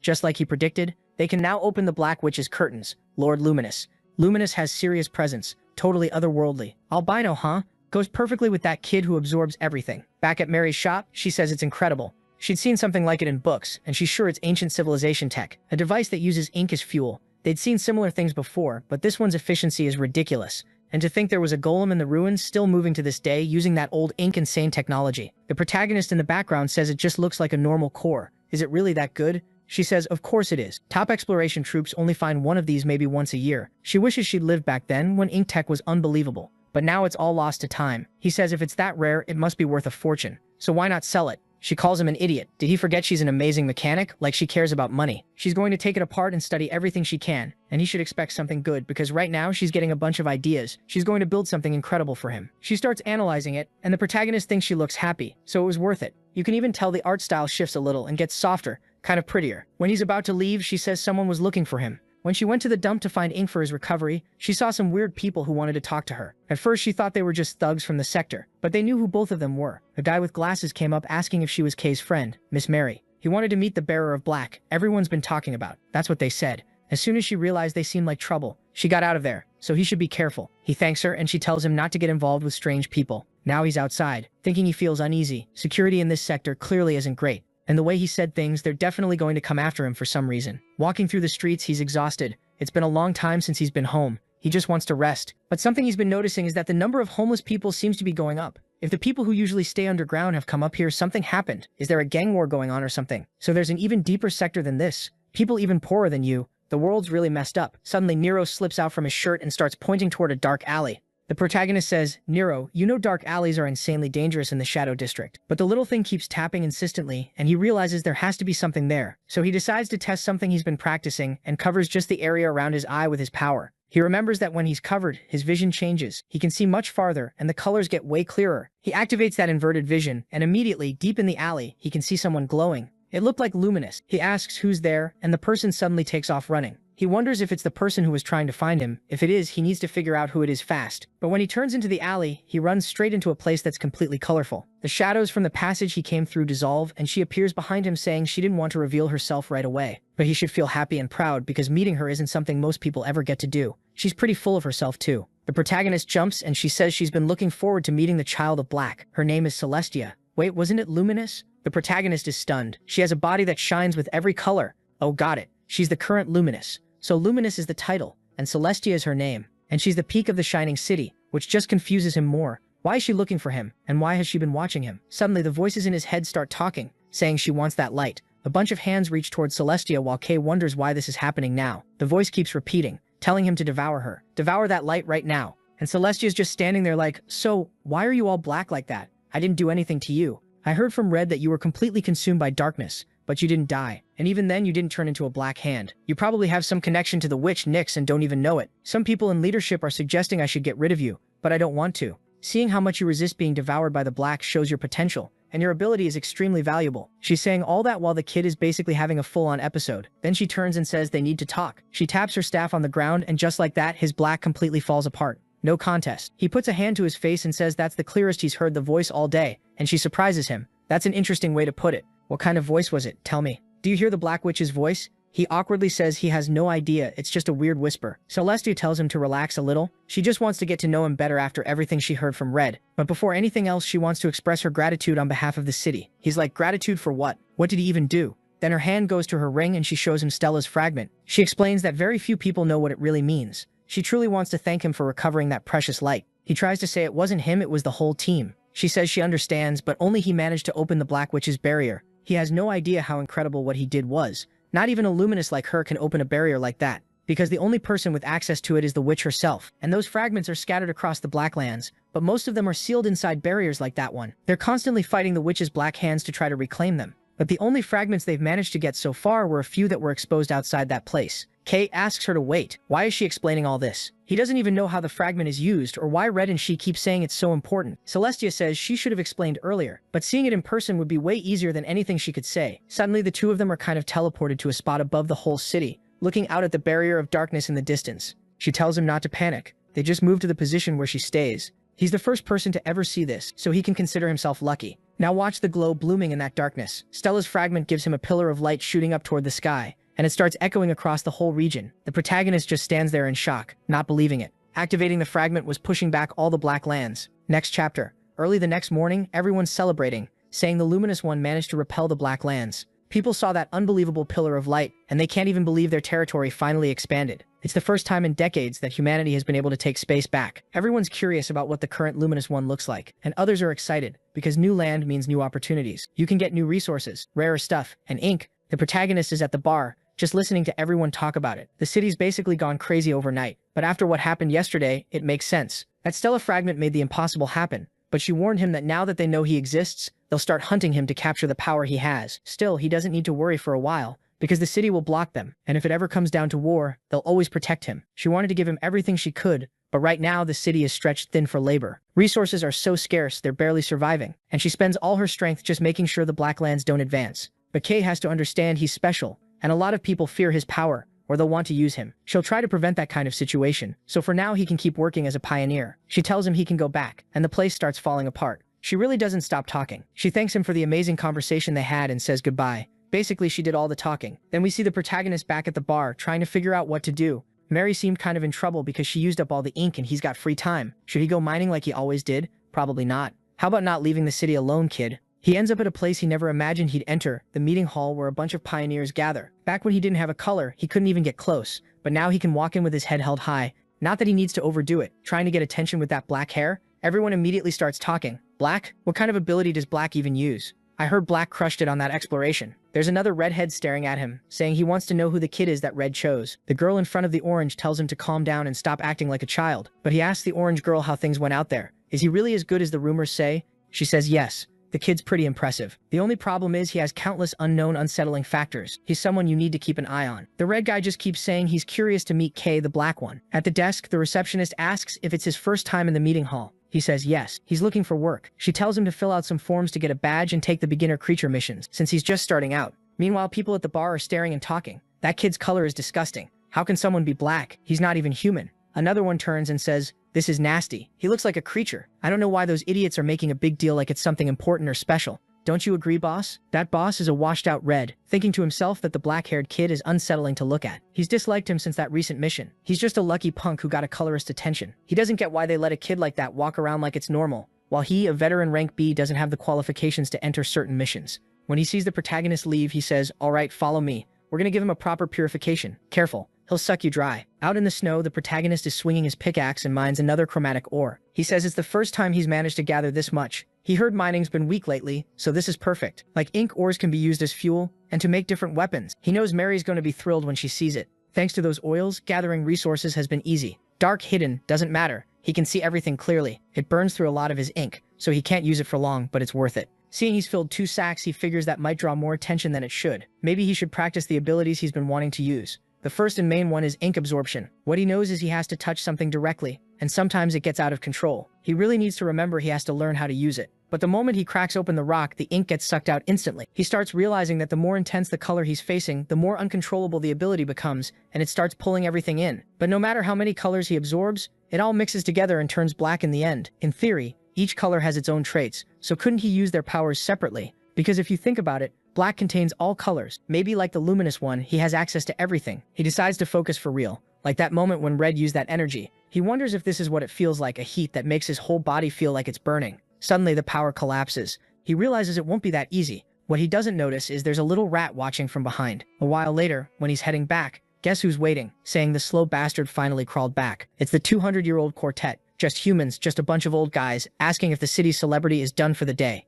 Must be nice to see a little piece of trash like him. The insults are non-stop. Kay is standing there like, what the hell? Who are these old dudes? They walk up, saying they thought he got lost out there. For a newbie, he really is lost. Kay asks who they are, and one of them raises his hand like, for someone like you, it doesn't matter. They start to pass until the washed-out Red looks back and says, hold up, You've got a lot of chromatic ore, don't you? The blue says, boss, this guy's carrying the good stuff. The red asks, kid, you got some good info out there, didn't you? That's way too much luck for a newbie. But trying to take all of that for yourself is pretty bold. How about you share? Tell us where it is and how you got it. He tells the others not to let the kid resist. One of them pulls a knife and tells him not to try anything or he'll die in the process. The protagonist drops the sacks on the ground. The guy with the dagger thanks him. Smart kid, smarter than I expected. And then, boom, he gets punched right in the face. The boss looks over and the guy drops stiff. Kay says it's unbelievable. Even after becoming a pioneer, people like this still show up. Why don't they stop wasting time and just come at him already? Mary's waiting. One comes from behind, talking about how polite his mother is, and goes for a stab, but the protagonist ducks, dodges, smashes him in the face, and another blast hits the wall. When he turns, the banana yellow guy manages to land a hit, except he doesn't. Kay blocks it, crushes the guy's hand, twists him, touches his foot. It turns into a full-on beatdown, finishing with a cannon shot to the mouth. 5 teeth gone easy. The protagonist says people who only crave what others have eventually pay the price. He turns like, all right, just one left, when a bullet comes flying at him. He barely dodges. It leaves a crater in the wall. He's confused. This piercing power is insane. That's when he sees it. The guy has a long-range launcher, a little pistol loaded with ink. This one's the real threat. The shooter is furious. You bastard. How did you dodge that? Too bad I could have sent you straight to hell with the first shot. Then he starts dumping his life story. I dreamed of joining the rank squad. Not just anyone can do that, but some lucky nobody like you gets all the attention. He starts firing. The protagonist rushes in, dodging 2 shots. He slides in, one almost catches his cloak. He goes for a punch, but the shooter dodges. The protagonist keeps chaining attacks, but the guy is shooting and defending at the same time, like a ninja. Still, he's feeling the pressure from the kid who absorbs until he fires into the ground and creates an explosion. The protagonist is stunned. How can a weapon do that? The guy explains he has the color of crystallization, letting him create rubies and hematites. Even if it's a pretty common ability, combined with a weapon like this, it becomes lethal, because he can create any kind of ammo, something incredible. Unlike the filthy black the protagonist has, he keeps firing like crazy. While the protagonist thinks this guy with that weapon is a huge pain, he's awful, but the combo is genuinely strong. The protagonist considers covering himself, but black doesn't block everything. He could risk trying to defend, find out he can't, and get wrecked. But right then, 15 banana yellow whips come from behind the protagonist to grab him. He flinches. The red guy is surprised, and the other one manages to hold him. He yells to the boss that he'll restrain the kid, while the protagonist kicks him in the head. The boss thanks him, and tells the filthy one to die for good. He fires straight at the protagonist's face, and it looks like a direct hit. But from far away, you can see the face turning black. A foot slips to the side. Kay staggers, dizzy, while the exhausted red wants to know how this is possible. How the kid is still alive with a bullet through his head. Kay stares and says it's a good thing he managed to absorb it. If that had gone wrong, he'd be dead. The shooter says it's impossible. He hit him dead on. Kay says, good. Now it's over for him. The guy starts firing again, telling him to die. Every shot hits, except Kay's learned now. He's just absorbing with that black barrier. He stands there like he owns the place, saying that now that the little show is over, it's his turn. The shooter is shocked, saying it makes no sense. How is he taking these shots and staying intact? He keeps aiming, saying he won't fall for some cheap trick. The kid must be destroyed inside and will die any second. Kay thinks the bullets aren't the biggest problem. The real problem is that absorbing costs way more energy than he gains back. At this rate, he'll run out of ink, so he needs to end the source of it, the weapon. He stretches out his hand and says he'll use this real quick. The shooter has no idea what he's talking about. The protagonist starts forming a stone in his hand, saying he's going to do something similar to what the other guy did. Instantly, a bunch of black spears start materializing. He gives a goofy little smile and says it looks like it worked. Up until now, he's only fought with punches, but maybe this is what he was missing, the ability to crystallize his own color. He thanks him, because by absorbing the bullets, he understood how it works. And then take this. He throws a Spartan spear that explodes into the guy's back. The shooter yanks his weapon up again and starts firing at the protagonist, but Kay is unstoppable. No dodging, no backing off, just aiming the spear and absorbing the bullets, saying it's useless. If he wants to fight that badly, he's going to end up as a punching bag. The protagonist charges, slams the spear into the ground, and copies that other ability. The guy can't understand how this kid is using every technique he used. The protagonist says the shape is different, but let's try it. He forms a knife and slices, cutting the gun clean in half. The idiot drops the pistol and says no way. His special weapon is gone. How did this kid break it with one strike? Maybe Black has some kind of power he never even imagined. This kid is a monster. Right then, the protagonist is starting to run out of color, saying he's tired. Looks like his efficiency with these abilities is terrible. He barely used them and he's already drained. He looks at the guy and says, so what are you gonna do now? No weapon coming in with your fists? You know that won't do much. The guy expands his ink aura, telling the kid to stop getting cocky. How does he think he reached amazing rank B? He's about to learn what the ability to create rubies really means. Even without his weapon, it's easy to kill someone like that kid. So he fires off a whole barrage straight at the protagonist, and the protagonist keeps triggering the Black to tank it. Damn, he made a huge shield, then goes in with a full-on rush like storming a castle, soaking up everything, closes the distance, drives a punch right into the middle of the guy's ribs. The idiot starts writhing, and the protagonist grabs him by the neck and slams him into the ground. Then he asks if the bastard is done with his little show. He already had way too much to deal with, and now some piece of trash like this is still wasting his time. The faded red, though, says it doesn't make sense. How does someone awaken yesterday as a pioneer and already be this strong? The protagonist looks kind of uninterested. Like, is that really all you've got to say? Until the guy yells that he's a monster. It was already disgusting that he had that black color. Even worse, his strength doesn't make any sense at all. Doesn't matter where he's from. Nothing about him is normal. He should feel freakish for being born like that. How can anyone live in this world with a color like that? Yeah, he really was a monster from the Blacklands wearing a human mask. That actually hits the protagonist a bit. He's just holding the guy there, not saying anything. Then all of a sudden the guy completely loses it, because the protagonist's eye is 100% black, staring him down. And then he suddenly goes back to normal and tells him he won't stop talking nonsense. He came at him with all that desire to beat him up, and now that he got wrecked, he's acting like this. But he gets it. He must be curious about the ability, so he'll show how it works. Since they wanted to steal his stones and made him waste energy, it's only fair. The king of sucking starts showing off his talent. Not long after, he trained 4 men. Comment if K is the king of sucking. He's standing there not knowing what to do next. He wanted to just leave those guys there and go, but that could cause trouble too. Everyone's already curious. He's drawing a lot of attention, and if people find out he drained them and left them there to die, it'll only get worse. That's when he remembers he had a bottle of personal ink. He starts splashing a bit on the idiots, some black on each one, just a little of what he's got, and boom, we're back in the Shining City, East Entrance. One of the guards looks to the side and sees the 3 captives there completely smeared in ink. The guy gets confused. Wait, why are these guys colorless? Did they burn through all their power in the Blacklands? Meanwhile, the protagonist slips by off to the side, trying not to get noticed. He used a bit of personal ink, but it should be enough to cover everything up. He's confident too. If it gets really bad, he'll talk to the captain and get out of it. Next scene, he calls for Mary and immediately tosses the bag down. She asks what's going on. He says he's got something insanely good for her. The second she sees the bag full of stones, she's shocked. How did he get that much chromatic ore? And he says it's what was left after finishing the guild mission. And he brought it to her because he remembered her. She gets all happy and wants to hug him, saying he's the best. Hey, have you ever thought about this? You can't drain Mary because she doesn't have any color. Damn, no way. I've got a big mouth. The second I say that, now she's got this golden little aura, kind of glowing around her. So the protagonist says that reminds him, he saw a shining color in Gale too. It felt really warm. Could it be Mary had some kind of glow inside her or something? He thinks about how she's always been someone who lights up everything around her. Even growing up poor and seeing the dark side of the city, she stayed positive. Maybe a warm, caring color really did suit her. Then she tells him she can't just keep getting stuff from him. He should go to the workshop, because she's going to give him a little present. She was making an exclusive exploit just for him. He's surprised and she says she's improved a lot. Plus, with all those crystals he brought, production will be easy. But then the door suddenly opens, and someone says they heard he came back from the Blacklands. It's Ellie, saying she knew he'd be there. The protagonist turns and sees Ellie and Gale, and he's like, "What are you two doing here? You didn't come to challenge me again, did you?" "Please," Gale answers, asking if he wants to challenge him now. Ellie immediately snitches, saying Gale was literally training just now to beat Kay. But what's really going on is that the pioneers got summoned. The luminous lady praised their achievements, and everyone's being called to headquarters to get rewards. Mary's surprised when she hears that, and she pushes the protagonist, saying it's important he should go. He can see the item she wants to make later. Bye-bye. He's kind of confused, like, okay then, guess it's not ready yet. Now we're at the Dawn Barracks. Miss Lavian says it'd be good for the 3 of them to go in because they've been waiting for them. The protagonist is just looking around, seeing how interesting everything in headquarters is, countless trophies and achievements from expeditions.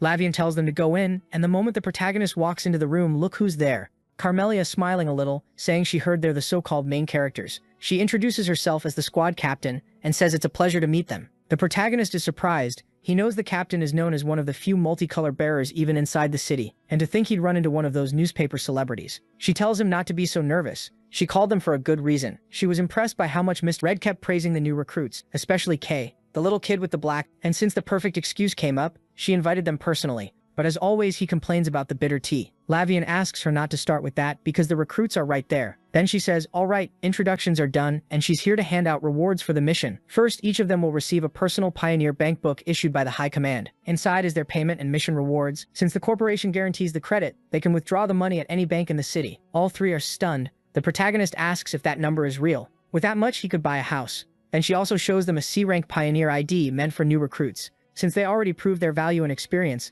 they're getting the title right away. Basically, now they have Pioneer benefits across the whole city. And last and most important, they requested the Chromatic Workshop to craft 3 custom items, whatever they want. The 2 idiots are in shock because even nobles have a hard time getting items from the Chromatic Workshop. Carmelia explains that of course Pioneers are VIPs there. That place makes all the equipment for colorists. So there's no better reward than something from the best workshop in the Shining City. The 2 of them are hyped. Damn, that's what I wanted. That's exactly what I want. Meanwhile, the protagonist stays quiet. Carmelia keeps talking, welcoming them, saying they're counting on them to wipe out the Black Ridges and all that. Also, they should know the fragment they brought back was extremely important, something tied 100% to this city's survival. So she's eager to see what they're capable of, just giving them that intense look. Outside, the protagonist basically jinxes his own life and says, "Hey Nero, don't you think today's been way too perfect? Only good stuff happening. I got promoted to C rank, became a pioneer, made Mary happy, and now that woman over there is all happy too. There you go, now you're gonna have a problem." He gets to the shop and the doors open. When he goes in, the place is completely trashed. The next chapter starts at the Eastern Outpost. A bunch of colorists are warning about a massive invasion of creatures coming from the Black Lands. Man, those things are huge, straight up Attack on Titan. People are asking how long this damn anomaly is going to last while someone's yelling at them not to let their guard down. But there are way too many monsters coming. Up above, Viper watches everything, saying they need to try harder. She'll be really disappointed if they can't even handle this horde. Watching them kill the creatures, she says, well, she really did send a pretty pathetic attack. Luring weak monsters like that is a waste of time. She needs a sure way to bring down that disgusting city. Then maybe that was when the pillar rose up, spreading the darkness. She says she really will have to go in again. The pruning demon says, hold on, you want to go into the city? You trying to die? Viper says he doesn't understand anything. He's an idiot. She's going to share something interesting. Under the Shining City, there are routes that connect to the Black Lands, and she found something really useful down there. Has he ever heard of the Underground City? Now we're back with the protagonist entering Mary's shop, looking for her and not finding her. There are still a bunch of items in the workshop, and he's confused. It looks like someone came in and kidnapped her. But who would do that? No way he was going through the same thing again. He's already sinking deep into the darkness until he snaps out of it, with Nero calling him. The creature hops up onto the table and points out an item that looks like that dropper thing Mary mentioned. Since Nero brought it up, he decides to activate inverted vision, takes a look and sees there's still a bit of her aura. He can tell that wherever she went, she left a small trail.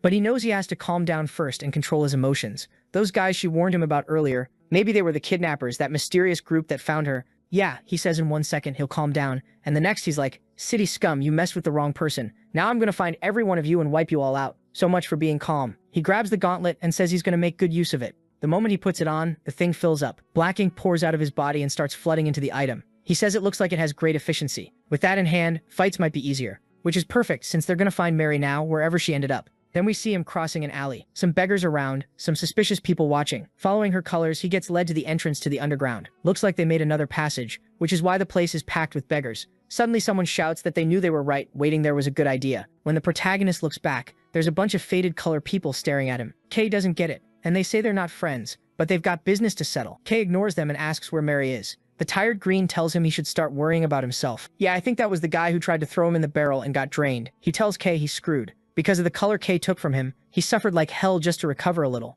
And now the day he gets revenge on that filthy bastard has finally come. Lord Bully told them to bring the kid, but he didn't say anything about him needing all his limbs. So today he's leaving here without any. He orders everyone to attack, but they're exhausted and pathetic. The protagonist makes a dagger and says he has zero intention of wasting even 1 second in this place. Since they're the trash of this city, he doesn't need to show mercy. He dodges the first one and lands 3 slashes, then 5, 6 more on the next, slicing through everyone. The guy who already got drained once can't understand how this is possible. He throws another wave attack at the protagonist, yelling that this brat is a monster. But Kay just blocks without caring about his arm, closes in and smashes him into the wall, saying honestly he doesn't like having to kill people, but it's different when it's kidnappers. He's already decided some of them are going to be crippled for life, and the one in front of him should consider himself lucky to still be alive. And there it is, he's using the drain again. The protagonist says it's disgusting for someone to call himself a pioneer while acting like this. Someone like him doesn't even deserve the blessing of the light. Then he hits him with Drain 2.0, and he even jumps in with him, straight into the hole. Going down into the underground, the protagonist says he never imagined he'd come back to this place. Next chapter, we see the protagonist there with the guy in the alley, telling him not to try anything stupid. The new albino warns the kid that he won't be safe after touching the shadow.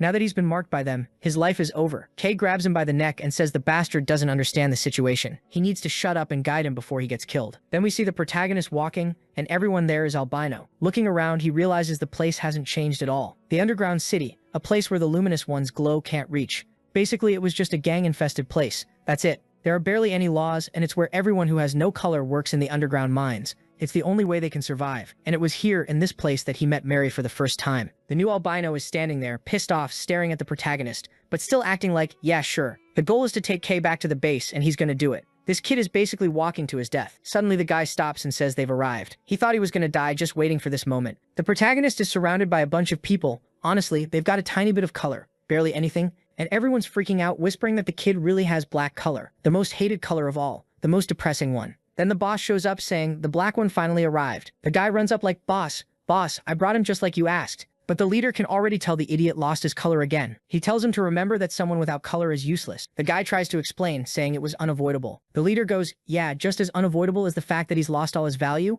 And that's it. He slices his throat, and the guy drops dead, and his blood is white. I hadn't even realized until now that blood has the same color as the ink. The protagonist looks at them and says they haven't changed at all. Now that he's here, where's Mary? The boss says the kid doesn't understand the situation. He has no leverage anymore. He should have thought a lot harder before coming down here, because if he keeps acting hostile, it'll be even harder to find the girl. Because even if she was filthy and completely colorless, she still wasn't totally useless. Who knows what happened to her? The protagonist is already fully dark, saying if they don't answer him, he'll just break everything. And he straight up summons that heavy hitter power. The boss flinches. The protagonist jumps at him and slams down with an impact that shakes the ground. Somewhere else in the base, everything's trembling, and they call for an orange-colored guy. Someone reports they've got a disaster on their hands. There's a black-colored kid causing chaos. The boss says he'll go see what's going on. Meanwhile, the glasses guy is yelling for help, telling them to stop this psycho. But the protagonist is punching everyone in the face, dropping people one after another, and all anyone can think is that he's a monster. Then that orange guy shows up, wanting to know what's happening. The long-haired guy smiles like, finally, the manager's here. He says it's way too loud.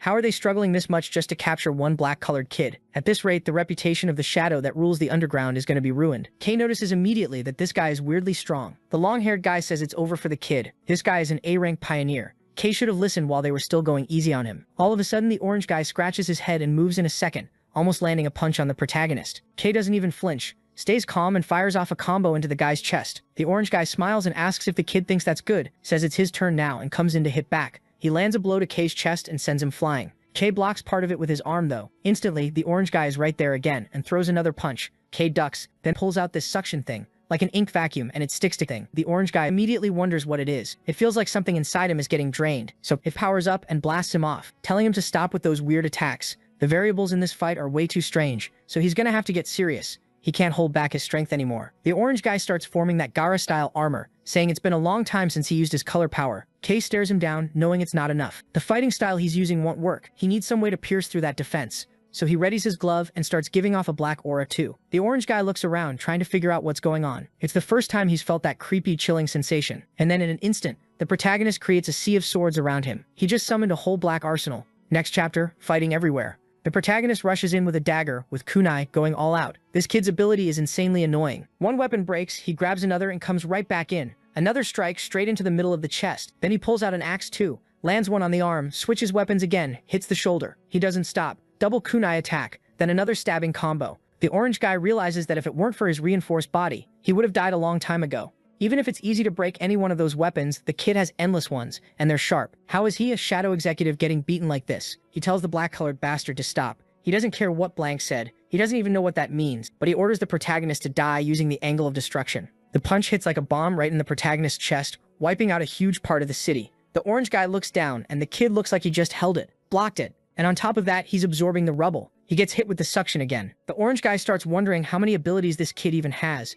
but he says it doesn't matter. He just needs to activate his color ability again. Except then, his vision gets swallowed by black. His eye is basically getting blinded by the protagonist. He says he can't see. Then the kid comes in from his blind spot and lands an uppercut to the chin. The orange guy drops, dizzy, realizing his strength is draining away. The protagonist's ink starts spreading across his body and he yells for him to get that color off him. The protagonist just stares, doesn't say a word. He grabs him by the neck, slams him into the wall, and says he doesn't fight fair. And now that he can't defend himself, he won't be able to resist the absorption. Another full drain. The long-haired idiot is standing there in disbelief that the manager got beaten by this monster. The guy turns albino. This time the protagonist drained him 100%. Then he pulls his hand back after all that work, looks to the side with that straight-up demonic stare. But the scene switches to Mary. She wakes up with a weird headache and finds herself in an empty room, not knowing where she is. Someone asks if the princess finally woke up. He'd been waiting for her. When she looks over and asks who he is, the guy says it's interesting. Who would have thought the colorless boy would draw this much attention? His color manifested late, which is really rare. But that expression is strange, like he actually carries emotions. The case she knew didn't feel human at all. Mary recognizes the voice right away and asks if it's Blank. He's all purple now, and he says Kay has talent, and he says as expected, Mary remembers him, even though it's been a long time. She says he died back then, and he says he was almost killed. He thought he really got crushed when everything collapsed, but he got lucky and barely made it out alive. Who would have thought they'd meet again like this? He remembers the past just like she does,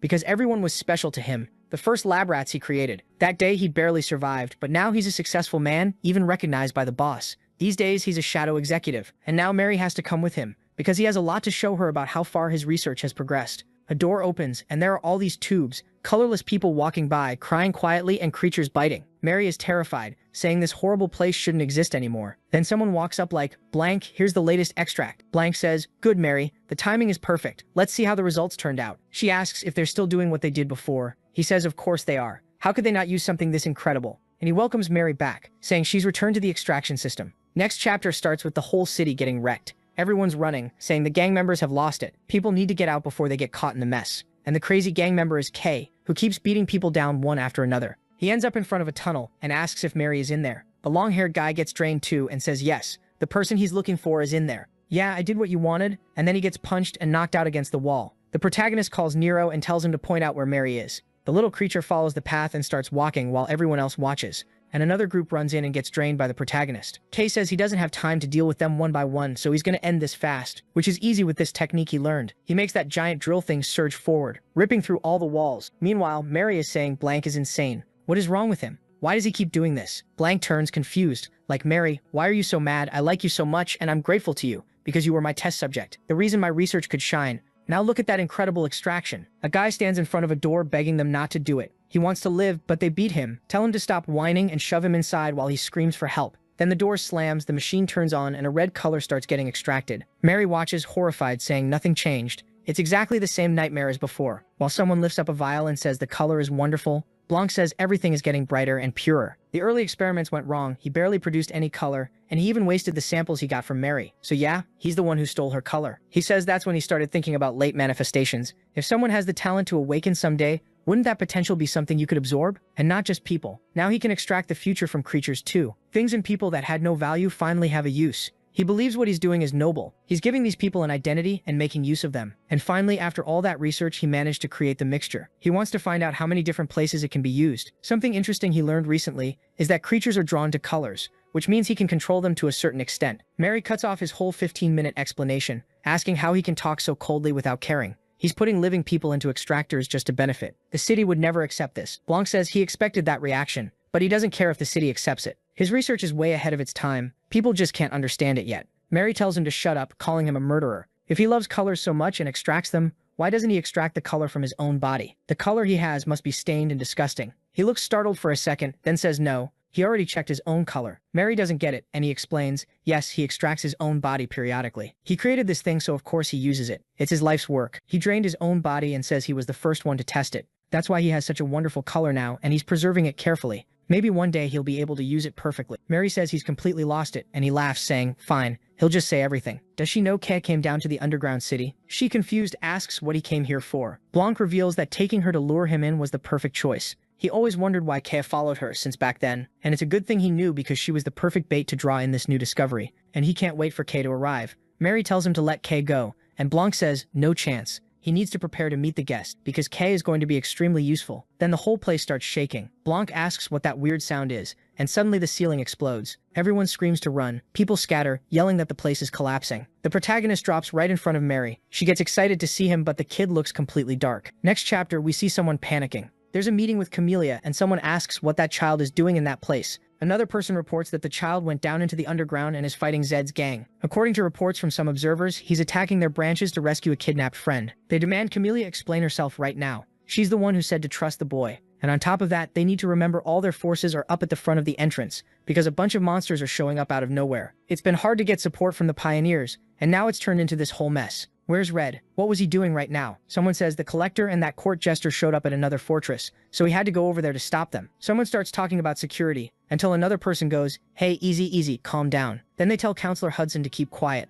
We're not gonna pick a fight with every underworld gang for no reason. That'll just make things worse. Yeah, one day we'll have to wipe them all out, but their strength isn't something to ignore. A lot of them are ex-pioneers. Some of them even used to be colorists. If this incident turns into some kind of war between the upper level and the lower level, we're screwed. The whole city will fall into chaos. And on top of that, right now, he doesn't trust the kid with the black color. He's been putting up with what the kid's been doing and watching him only because the council keeps asking for it. But over and over again, he just keeps causing trouble. So maybe this is the perfect chance to let that threat get taken out. That's an option on the table. Everyone goes quiet. Then someone answers that they know exactly what he's talking about. A man stands up and says no. He wants the peace forces to follow the plan they made. Kay, on top of that, was one of a kind and extremely important. He had to be protected. Celestia herself sees huge potential in him. They can't just let him die like that. The guy with glasses says he respected him, since he's on the council even with such a mediocre color, but he never imagined he'd be a filthy, irrational idiot. The other guy gets chewed out and apologizes, stammering that he'll try to meet expectations. Then the first guy starts to get up, saying this is a waste of time.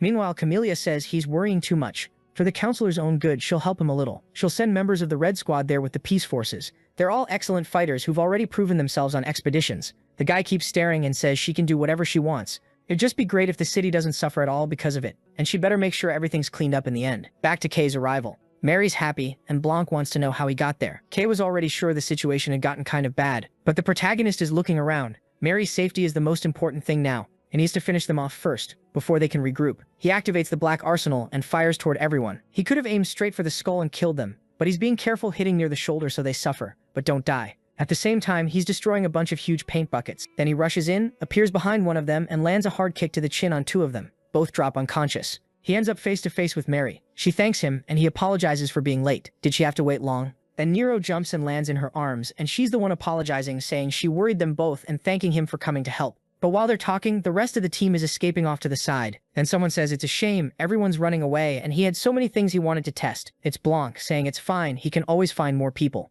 Then he says, so Kay, been a while, I'm so excited. I was really happy to find out you awakened a unique color. You're truly a specimen. He can't wait to see how much the kid will shine once he's extracted. Kay looks over and says, Mary, who's this psycho? He looks familiar, but I've got no idea. Mary says that's Blanc, the bastard who tried to drain both of them. The protagonist thinks Blanc, wait, wasn't he the guy who got buried? Guess he survived. Blanc pulls out some vials and says, enough small talk. It's time for everyone to start the experiment. From a researcher to his test subjects. A gift. The ink splashes down by the protagonist's feet, and he doesn't really get it. Mary tells him to be careful, because that stuff attracts monsters. Blanc walks over to a lever and says he doesn't like getting his hands dirty with fighting. Those creatures might not kill Kay, but they'll definitely injure him. He pulls the device and says it's dinner time. The cages open, and a bunch of beasts rush the protagonist. He immediately brings color into his hand, pulls out the weapon arsenal, and starts fighting everything. Explosions are going off everywhere. From the corner, Blanc grabs a dagger and says this kid has incredible research materials. Normally, power created by a color disappears, but if he can take this, it'll be perfect. He activates an extraction ability. The item breaks down and starts dripping into a vial. He's excited, saying he's always wanted to see what the color of darkness looks like, but this amount isn't enough. He wants to see what that power can really do. While the protagonist is fighting a swarm of creatures, Mary realizes the situation is bad. Normally, Kay would end this easily, but he can't keep the pace because he's already fought too much. He spent so much color that strands of his hair are already turning white. She needs some way to help him. That's when she sees ink on the floor and remembers the huge containers Kay smashed. She spots a machine, sees some tubes, and decides to try something. She starts hooking everything up, pulls out a tool from who knows where, and shocks it. She tells the protagonist not to touch the ground, and she sends electricity into the ink. The energy starts running through it. The creatures light up, and they all get electrocuted. Next chapter, Blanc is furious that all his masterpieces died. Mary tells Kay this is their chance. The protagonist rushes in, absorbs everything, and starts filling the glove again. Blanc freezes. That was the power of black. It really was the most insane thing, and the thing he's wanted most in his life. Those creatures were nothing but food to it. A truly insatiable hunger that didn't discriminate. It was the perfection he'd been looking for. Now he makes this sinister face and says the kid has to share some of that power with him. He wants to study that color to the fullest. Kay charges him, completely ignoring him, telling him to shut up. The blade clashes into Blanc's arm. Blanc says obstacles are part of research, but a direct fight like this won't work. His skill is in combat, which is why he always comes prepared with an emergency injection. 2 vials get injected into his arm and he starts transforming. Kay has to back off. Blanc says they have a lot in common. Both of them steal people's colors to get stronger. They're identical. He tells Kay to admit they're basically the same. Then he forms a sword in the palm of his hand and throws a green attack at the protagonist. Kay blocks and it turns into a straight-up exchange. Slashes fly everywhere. While Blanc tells Kay they might be fighting, but they could work together and it would be incredible. Why doesn't Kay come with him? Side by side, he'd help a lot with the research. Why doesn't he experience the full beauty of color and reach the essence? With Kay's absorption power combined with Blanc's extraction research, they can discover the truth of everything, the power he's always dreamed of, the pure original aura. He wants to know what Kay feels when he absorbs a color. He keeps attacking, saying he's jealous. Why won't Kay share just a drop? He jumps at him, demanding some ink. The attack looks like it lands right in the chest. Kay steps back, and when Blanc looks again, Kay was actually absorbing the blade. Blanc demands to know what that is. In the same instant, Kay forms the black fist and fires a bazooka-like blast into Blanc's chest, slamming him into the wall. Blanc coughs, saying he doesn't fully understand it, but the kid is incredible. He never imagined you could absorb a color mid-fight like that. The kid is unbeatable. No matter what he does, Kay will just absorb it. Even if their abilities are similar, the difference is massive. Blanc pulls out a vial of black ink and says, unfortunately, he'll have to use this. Kay, seeing it, asks, "What are you planning to do? Tired of being alive?" Blanc says no. He feels great. This is just to collect more information for research. And besides, this item was made specifically for him. He never wanted to use the first extraction of the black color on someone else. Sure, he might die, but that just makes it more interesting. Black energy starts appearing under his feet and he says it's working. But with that happy villain grin, you can tell it's bad news for the kid. His eye starts getting taken over by ink, and he says it's unbelievable. This color has so much power. He actually manages to form an arm of black ink. He tells Kay to stay sharp because now he's going all out. He jumps in to punch. Kay throws one back. It turns into a clean, brutal brawl, just black arms colliding. Blanc keeps talking, saying it's unbelievable. Now that he's experienced it, it's crystal clear. Kay really should work with him. This meeting was destiny and all that. Kay tells him to shut up and fight. Kay says he's not the kind of person Blanc is, but Blanc just laughs and asks what he's talking about. They have so much in common. Maybe Kay's refusing because of Mary, or because he doesn't have an identity of his own. Every time he absorbs other people's colors, he's still the same parasite. Blanc says he can see it clearly. In the end, Kay is empty, and Kay shouldn't misunderstand. He's not criticizing him. He actually likes it. Spending his whole life without any color, Kay must have been dying of envy. That's how his transformation happened. In the end, he's just someone trying to reach his goals like everyone else. He tells Kay that's an extremely human feeling, and he thinks it's amazing, because very few people accept who their original self is. Then a spinning tool comes flying in, smack, hits Blanc in the head. He looks back, it's Mary yelling that she's out of patience, telling him to shut up, acting like he knows anything about Kay. He didn't even see what Kay was like as a kid. Kay has always been the same, while Blanc is a weird, crazy doctor, trash, and Kay wasn't copying anyone. He's different from other people, but he's still just a normal human. She keeps throwing stuff, telling Blanc to shut up, telling him to stop looking down on Kay, calling him a damn psychopath. The protagonist gives a small smile, and Blanc looks confused, because the kid tightens that aura. Blanc can only think the kid's power is incredible, able to ramp up even more than he expected. The protagonist thanks Mary, then he charges again and fires another bazooka blast straight into Blanc's chest. This time Blanc's whole arm twists. He realizes his body can't handle all that power. He looks up, thinking something about Kay, but before we find out what, he gets completely blasted into the ground. Barely hanging on, he says the kid is fabulous. Kay just stands there quiet when Mary runs over asking if he's okay. He says he is. Looking at Blanc, Kay says the guy's barely alive, but it's time to finish this. He pulls out the dagger saying he can't leave loose ends. But you already know that when someone hesitates like that, the other guy's definitely getting out alive. Blanc coughs and struggles, saying the imperfect power he has wasn't enough to defeat Kay. He wanted so badly to learn more about this color, but Kay should know he hasn't given up. If it's to obtain Kay's color, he'll do anything. Suddenly, the whole place starts exploding. Blanc explains there are ink charges all over the room. They've always made a huge mess down there, so they knew the bill would come due someday. That's why they have a system to erase the evidence. Before the protagonist can say anything, the floor under him explodes too. He falls into a hole, calls out for Nero, and ends up plunging into a massive bucket of ink. He wonders why something like that would be in the underground. Looks like it's everything that accumulated from the extraction room. But then he sees Mary beside him. She's there, her eye already starting to go dark, calling for Kay, and he tells her not to let it happen. She's being swallowed by darkness. The protagonist starts moving, swimming toward her,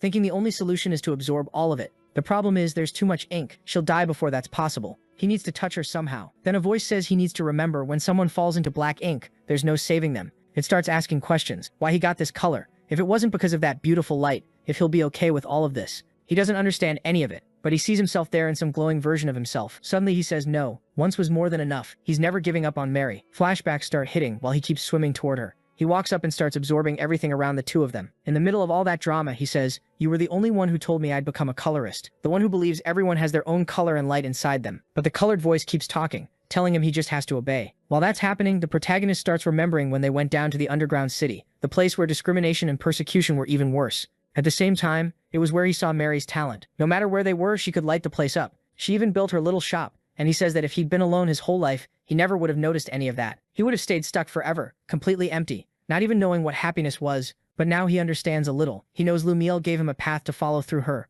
and she gave him a reason to keep going. Albino smiles, and we're back to him begging her to wake up, telling her to remember that promise. Suddenly, everything finally gets absorbed, and she drops to the ground. But the protagonist notices she isn't breathing. Then he sees that same aura around her again, that inner energy they talked about. He wonders what happens if he removes that light. It doesn't really make sense, but he grabs her hand and says he has to do whatever it takes to save her. Then, as he starts absorbing it, he says it feels totally different. When he absorbs a color, it feels weird. But this light was coming from inside Mary. He starts feeling fun, happiness, warmth, life, and he thinks only Mary could shine like that. All of a sudden, her hair turns completely blonde, and then she opens her eyes, startled and confused. The protagonist calls out to her, saying he's happy she woke up, while she tries to figure out what happened. She says she fell into a bucket of black paint. Then she looks at her own arm and sees her skin looks more natural. Her hair is bright yellow, and she asks what happened, why she suddenly has color. He tells her to calm down and asks if she feels okay. if anything feels wrong. She says no, she feels strangely fine. He says good, and that the most important thing right now is getting out of there. Even if the explosives block the upper area, there has to be a way out.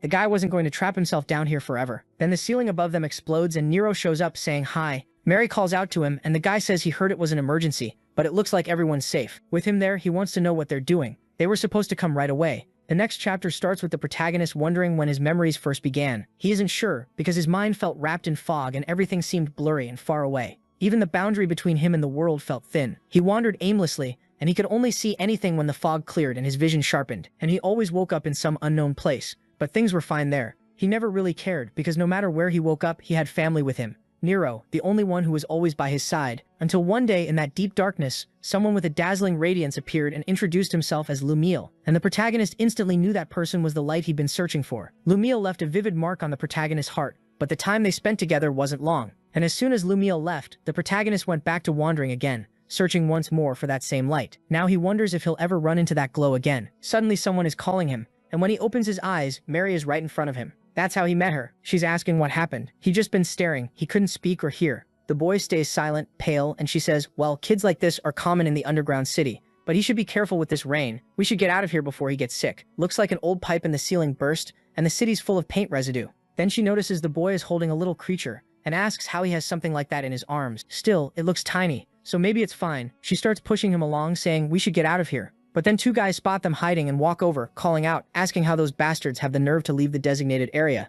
Looks like they wanted to get beaten until they learned their lesson. One of them looks at Mary and says he found the perfect test subject for something they want to try. The scene switches to the underground facility, with Blanc saying this won't work. His samples can't just wander wherever they want. How's the monitoring? The guy at the door apologizes, saying it was an accident, until Blanc sees Mary and asks why she always escapes. She really doesn't give up, even if she's a precious sample. There's a limit to their patience. At this rate, things are going to get difficult. She knows what he means. Kay is standing there quietly, just listening. On the surface, it was considered a normal orphanage, but obviously the truth was that it was children being held captive. They hid behind that city's poverty to put the kids to work everywhere as cheap labor. But the worst part wasn't even the labor exploitation. The real focus was human experimentation. Security was tight, and the only way out was in a body bag. But Mary had no intention of dying there. Long before they got close to escaping, she was already working to get out with the other kids, and she never gave up, even after failing countless times. With that unbreakable spirit, she gave everyone hope and became the one people leaned on. We see the two of them unscrewing a duct, taking a look, and she says that's it. The exit is right up ahead.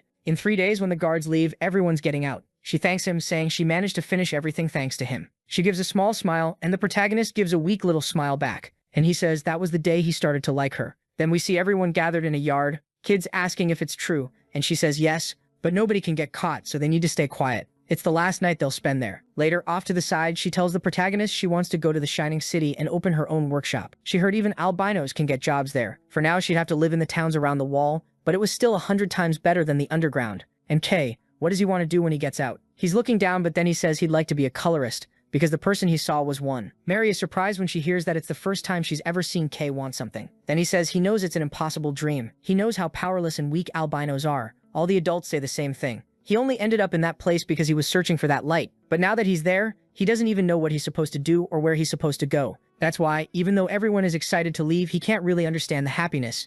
Mary laughs and says he might not know this, but Lumiel used to be colorless too. The protagonist asks if that's true. She says yes, and even so, Lumiel shined brighter than anyone. That's why she believes every person really does have a light inside them. Kay must have one too, even if he doesn't know it yet. Little by little, he can figure it out. And now that she knows his dream, she'll be cheering for him and helping him as much as she can. Kay asks if she really thinks he can do it. She just says what matters is trying. As long as he doesn't give up, he hasn't failed. Just focus on what you need to do. And she tells him to smile more, because that sad face isn't helping. So he makes this cute, forced smile, and the protagonist says that back then they were full of hope, but cruel reality didn't give them a good tomorrow. Then we see all the kids getting beaten and shoved into those extraction booths, with Mary cornered along with the protagonist. Their resistance was nothing more than a pointless struggle. Mary tells Kay to get away, but one of the men just calls her a brat and smacks her on the head. She collapses, wrecked, and tells Kay to run. And that's when the boy already had that black color, because he's standing there frozen, trying to understand why it feels like something is about to explode inside him. He's feeling some kind of rage. He gets hit in the head and falls to the ground. Someone says, well, that was the last one, right? But why are we getting rid of everyone? Are you sure it's okay to do this without Lord Blanc's permission? The other answers, no idea, just do what we were told. They said this lab got exposed and we need to get rid of the evidence, something like that. The first guy complains, man, having to do all the dirty work sucks. And then the final boss stands up with a black aura behind him. The guys turn around terrified, asking what that is, and then three eyes like some creepy cosmic demon thing. He stretches out his hand and boom, the whole place explodes. Next chapter, the entire place has collapsed. Someone is slapping Kay's face, telling him to open his eyes. It's Mary. Relieved that he finally woke up. He asks what happened, and she says she doesn't know either. She just woke up too. But it looks like there was a massive explosion, and when she got up, everything was like this. Nobody besides the two of them escaped. Everyone else is dead. She cries, saying those kids were so kind. Meanwhile, the protagonist is more worried about the shouting coming from deeper inside, telling Mary people are coming, and he tells her they need to get out. If they get caught again, they're done. She grabs his arm and says they have to go to the surface. They can't survive down here. The plan is to live up there and be as happy as possible. For their brothers and sisters, they have to keep carrying their wishes forward. So they head toward the light and we're back in the present, with her helping him climb out of the hole. Gale says he never imagined he'd see the bottom of the underground city, so what the hell is going on down there? And wasn't this girl an albino? Why is she suddenly blonde? Then Ellie comes over touching her hair, saying, wow, she awakened just like Kay did, and her color is so vivid. That kind of saturation is rare, even among the three great families. Most nobles in the city don't shine as much as she does. She's amazing. The protagonist says they don't have time for flirting. There are still leftover gangs around, so it's dangerous. They should start moving. They walk off and the two of them are still kind of confused. Gale comments that Kay's body feels different than normal. Something's off, but Mary just says they should leave anyway, especially since the rest of the trash already got cleaned up. They killed everyone. Mary is shocked. They wiped them all out. Gale says they should be thanking him. He had to burn through a ton of ink. It was a huge number of gang members, all buried under rubble, and it was a massive job. Still, they shouldn't let their guard down, because someone could still be alive. As they keep going, a guy pulls a small knife from behind Mary with this nasty grin, saying those bastards aren't getting away after leaving them like this. If he goes back like this, they'll cut his arm off, so he's taking one of them with him. He jumps to stab Mary in the back, but now that she's awakened, she throws a reflex punch and the guy slams into the wall and dies. The protagonist is stunned, and he says, well, no need to worry anymore. She really did get strong because of the color. Mary is shaken. She never knew colors were that powerful. She barely even punched. Then people up in the hole start yelling, I'm hearing something down here, and everyone comes running. A group shows up, lots of armed people. It's security forces telling everyone to stay still and not move. But when they see who it is, they recognize the pioneers and say, well, at least everyone's safe. An older man comes over thanking Ellie for the help, and she says she just did what nobody else was going to do. They look a little awkward, saying they came right after. But it's incredible they didn't even need to step in. Now they'll do their part, and they start arresting everyone who's down. Mary says, okay, let's go up already. We've been down here a long time. She's relieved that in the end, everything worked out. But then out of nowhere, Ellie stops and calls the protagonist over, saying his aura feels different than usual. What happened? He just stands there kind of quiet, puts a hand to his face and says it was probably a bit unpleasant. He made them worry, but it's fine. He just had to think about a lot of things for a moment. It's nothing serious, so they don't need to make a big deal out of it. Ellie's about to speak again, but Gaia tells her to shut it. That's one of those past things you don't want to tell other people, so there's no point pushing until he talks. Ellie says she gets it and goes, all right then, let's head back to the surface. But of course Blanc didn't die. You can see his blood on the floor as he drags himself through the base, saying he only got away by luck, but his body's pretty wrecked. He's slumped against a wall, wondering if this is really the end for him. It'd be a sad way to go, because he wanted to see Kay's true form someday. He's basically about to give up when he hears a strange sound, and then look who's right in front of him. Viper. In the blink of an eye, she's right there beside him. When he looks up, she says hi and asks if he forgot the promise they made. How is she supposed to accept him in this pathetic state? She's been hiding out down in this underground place, and her business partner never even shows up. And now that she finally finds him, he's dying like trash in some hole. She tells him to hand over what he owes, but then realizes he isn't even responding. Did the bastard die? She says she didn't want to have to use this on a mere human again, but she doesn't have a choice. Even a deadly poison can turn into medicine if you use it the right way. Next chapter, we see Viper approaching the sword demon, and that emo-looking mini version of her asks why she took so long. Next time, she's coming along. Viper tells her to get off her back. She's got too many problems to deal with, too many unexpected setbacks. The sword demon comments that she's seriously late. Did she bring what they wanted? She says yes, the item that attracts creatures. She calls it a seed or something like that. Either way, she managed to bring way more than she expected, and maybe her profits are about to go up even more. So with that, all the preparations are done. It's time to start. She jumps up, climbing onto the 19-tailed fox. The sword demon asks if she really thinks this is going to work on a creature that huge. Big monsters like that only move according to the witch's will. He teamed up with her because he thought she had a more interesting plan. But what if the thing goes berserk and starts attacking everything around it? They'll be the ones who get caught in it. Viper says he's way too suspicious. With the witch asleep, the power controlling them has weakened. That makes these creatures' instincts sharper, and if he doesn't believe her, he can watch for himself. She throws the vial onto the creature's head and says if it wants more colors, it'll have to obey. The beast starts thrashing, whipping its tails everywhere, while Viper laughs and says that's exactly what she wants. It's time to smash that cursed city to pieces. Meanwhile, in the city itself, someone's asking what all the commotion is. Others say it's the gangs again, causing trouble like always. And if the pioneers were there, they must have gone hard. Then the guy thanks the protagonist, saying all the people who got taken down are already under escort. There's nothing left to worry about. Until suddenly someone shows up with a hand in their pocket, saying something urgent came up, so they ran over. But apparently there was no reason to rush. It's Red arriving and everyone's like, no way. It's Red the legend. The protagonist calls for the boss, who immediately wants to know what the hell K has gotten himself into this time. It's rare for him to be surprised, but this one caught him off guard. He looks over and says, hold on, isn't that your friend Mary? Why is your albino friend glowing like that now?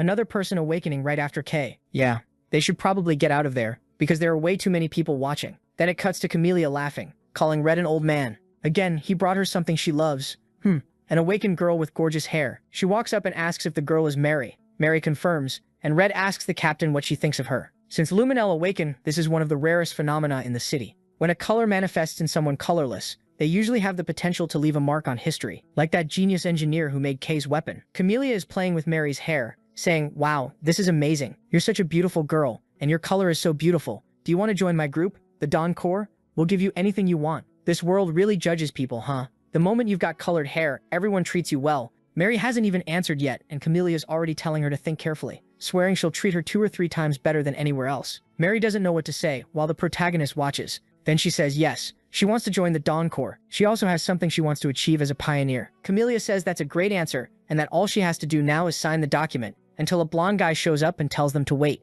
He says he was outside, and he's against accepting this girl so easily. There's a test everyone has to pass before becoming part of this. The scene switches to an arena, with Camellia complaining that the guy is unbelievably stubborn. Mary is awakened. If someone else took her, Camellia would be furious. She tells the old guy to answer, but he's just staring at Mary, asking if she's ready. He looks at her weapon, and she says she is. He says the test is simple. She has to defeat the test golem prepared by the team. The golem's combat power is the minimum standard to become a member of the Dawn Corps. If she can't handle that, then she has no right to set foot on the Black Earth. Mary looks nervous, asking if she really has to beat a monster that big. He says it's already unusual. They're testing her without scheduling, but this is the minimum needed for other people to accept her. She might be an engineer who isn't used to fighting, but if the color she carries is real, then this should be easy. So she's face to face with the golem. The guy tells them to start, and the creature charges in to smack her. Mary dodges, terrified, and the thing keeps swinging while she backs up. Camellia tells him to stop scaring the girl. If she leaves their organization because of this, Camellia will be furious. Mary, meanwhile, is thinking, what am I supposed to do? How am I supposed to beat something like this?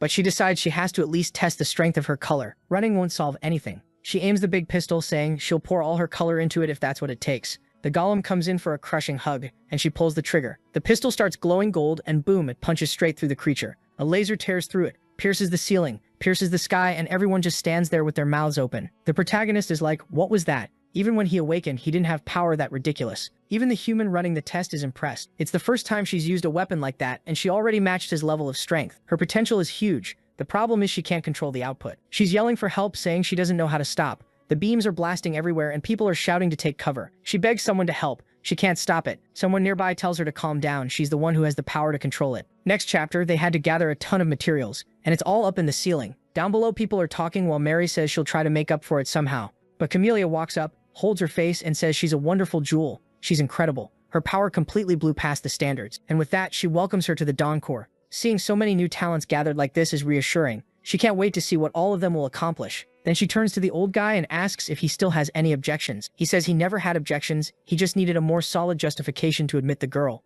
But her power really was incredible. In terms of total color output, she might be the best of this generation. And now Camellia should go back to being professional and stop calling him old man. Camellia tells him to stop being so stiff and cold, and then tells Mary to come with her, because they have a lot to talk about and get to know each other. Watching all this, the protagonist thinks that he was worried about the sudden test, but it all worked out. Then Red calls them over and says that's enough of the welcome party. Are they busy today? The protagonist says no, and Red says perfect. He's been busy, but he finally set aside a day to give them some attention. So come with him, because he has something important to show them. And here we go, more training. They're at the training field. Red says nobody's watching there, so it's the perfect place to go all out. They even have super realistic training dummies, modeled after shellback creatures, so most attacks can't even scratch them. He tells everyone to watch closely what he's about to do. He draws his sword and says this is a technique they'll have to learn if they want to survive in the Black Lands. He strikes the dummy's shell. Nothing happens. He says it doesn't matter how strong your exploit is. It isn't all powerful. Sooner or later, your blade hits a limit. Out there, it's normal to run into creatures that take no damage at all, and others that regenerate endlessly. So how do you deal with that? That's when his blade starts turning red, and he activates Chroma Manifestation. Ellie asks if it's what she thinks it is. He says yes, it's the same technique he used against the sword demon, the power called Chroma. You draw out the latent color inside your body by saturating your soul, and you use it to shine with different forms and effects. The moment you apply that kind of color coding, you gain overwhelming strength that doesn't compare to your normal state. And then things that used to be uncuttable become easy. His blade slices through the training dummy like paper, and he says that's what they need to start polishing. Each of them needs at least one trump card because you never know what'll happen in that place. Ellie is stunned. He barely even swung properly, and the thing got shredded. Kay asks if they need to learn that to become a colorist. Red says that's the basics. Once they reach the higher levels of A rank, they'll see tons of people using it. And to move up to S rank, you need multiple techniques. Only then are you recognized as a true colorist. He tells them to grab their weapons and get into position, because now he's going to teach them how to train chroma. It's basically an extension of skills they already have. They should remember the feeling of using an ability with all their color expanding. Chroma is different. Instead of letting the ability do whatever it wants, you guide it from your body into your weapon, while pushing your color production to the limit. It's not easy, but it's simple in theory. He tells them to try. Gale and Ellie start focusing, and Red tells them they need to pull way more energy. Even if they turn pale and their hair goes white, they have to give it everything. They strain hard. Gale's head is already turning kind of gray, and Ellie's hair too. Both of them can feel their color draining away. Red says, yeah, you're gonna realize this isn't easy. For you three, this is a great start. Some people take years just to understand the feeling. Obviously, Kay is going to do something else, because so far we haven't seen him do anything. Red says it has huge power, but it also demands relentless effort. He tells them to keep training, but then a dark energy passes through. Everyone looks over and sees the protagonist with his usual technique activated, chroma fully concentrated in his hand. Kay says he's been using that power for a while now, but he just found out it's called chroma. Ellie remembers, yeah, that's the technique he used with his hand to destroy the creature in the ruins. Red stares shocked and says it's actually really fun teaching the kid. He learns fast, but he remembers the protagonist fully transformed and figures that for him, this first step really was easy. Still, he explains that what the kid is doing is basically just cramming a ridiculous amount of color into the same limb. Basically, he was making it happen through brute force. The protagonist doesn't get it, and Red explains that he's putting in so much color that in 3 or 4 hits, he's going to end up albino. The protagonist says it's actually true. He always feels like he burns through way too much color, and the teacher noticed this kid's living in a kind of crazy way. He spends all his color and then absorbs again as fast as possible. So he decides to run another test and tells the two of them to keep testing until their chromas manifest. If they don't want to be stuck behind K forever, they'd better work hard. Then he tells the protagonist there's something way more urgent than chroma. Depending on the situation they end up in, he could be in much worse shape than Gale or Ellie. He orders him not to use that exploit, and the protagonist asks why not. Because the kid needs to train the absolute basics, learn to use his own color efficiently. He's spending 100 units of power when 10 would do. The power might look amazing, but as fights drag on, it turns into a double-edged sword. Running out of energy and color in the middle of a battle is insanely dangerous. He understands the kid's acting on instinct, but he's doing it with zero control. The way he relies only on absorption in fights is really risky. And if he goes full albino surrounded by creatures, it's over. The protagonist says, yeah, he knows he's kind of in danger, but what's he supposed to do now? Red tells him to start releasing every drop of power he can. He says, okay, and starts expanding his aura. The teacher freaks out, saying it's unbelievable. Since the last time he saw the kid, he's gotten way stronger. And Kay is over there completely wrecked. Doing all that summoning without the weapon he's used to is way too hard. But Red tells him to keep pushing. If he weakens even a little, he's going to get beaten down. The protagonist is getting exhausted, and Red says it's embarrassing. How does he want to be a colorist if he can't even handle this? Where's the kid's determination? He gets mad, and after a while, everyone's exhausted, collapsed on the ground, chugging a bunch of potions. They ask if they really have to do this every day. They've lost count of how many inks they drank. The teacher says, well, for the first day it's fine. Let's call it. Everyone leaves totally wiped, with Gale saying he just wants to sleep. Then Red goes, wait, where do you think you're going? Get back here, we're done with ink training, but where are you headed? The real training starts now. Nobody's skipping combat training because that's the most important part. And he tells everyone to come at him like their lives depend on it. Kay is the first to complain, saying there's no way they can win now that they're exhausted. Gale starts to say something too, but Red cuts him off, saying it's ridiculous. They thought training would end with just chroma practice.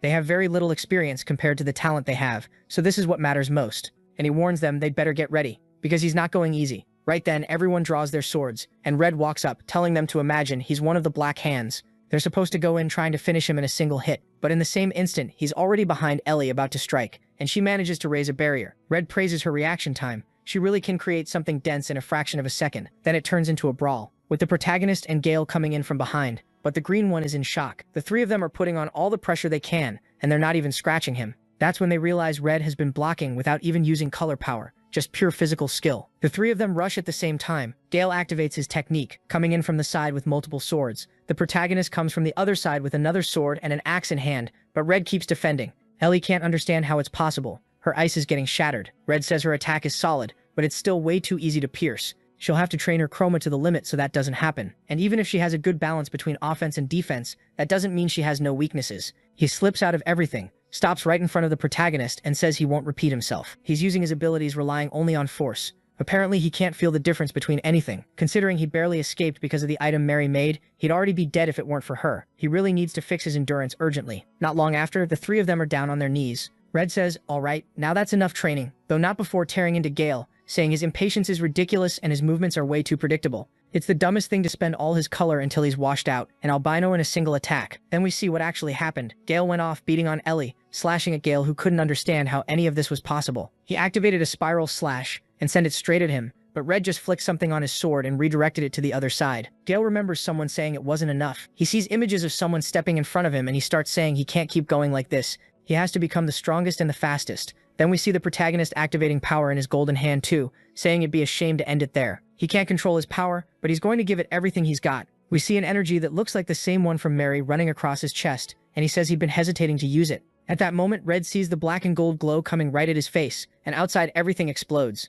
The protagonist is completely albino. His energy is at 0. The kid looks scrawny, like he got drained dry. Next to Red, there's a smashed-up crater. Gale and Ellie stare, kind of scared, wanting to know how he made that. It looked like he added another color into the black. Red looks a bit awkward, saying he's going to have to be careful not to embarrass himself as a teacher. Meanwhile, Kay, off to the side, is being a total idiot. He keeps staring at the sword, saying the kid really surprised him. But then he picks him up, saying, "Great, now the whole base is wrecked, and Camellia is definitely going to lose it." The scene cuts to Camellia and Dear Mary calmly having tea. Camellia tells Mary the items they found for her are incredible. Like seriously, this item she equipped is from the 21st century, called a bra, and the girl is asking if she can really accept all of this. Then suddenly a guy bursts into the room saying there's an emergency. There was something extremely terrifying outside. Camellia is confused, and the two of them run outside. She reaches out her hand and sees black ashes spreading. From far away you can see a huge cloud of smoke. Already alarmed, Camellia says, this is the same event that destroyed the city in the past, known as the Black Wave. Obviously it's that disaster Viper's doing. On the front lines, everyone's grabbing papers, anything they can, trying to flee. Everyone's asking why they're suddenly being attacked, and the scale of it doesn't even make sense. Now it's clear why even the old Radiant civilization got wiped out.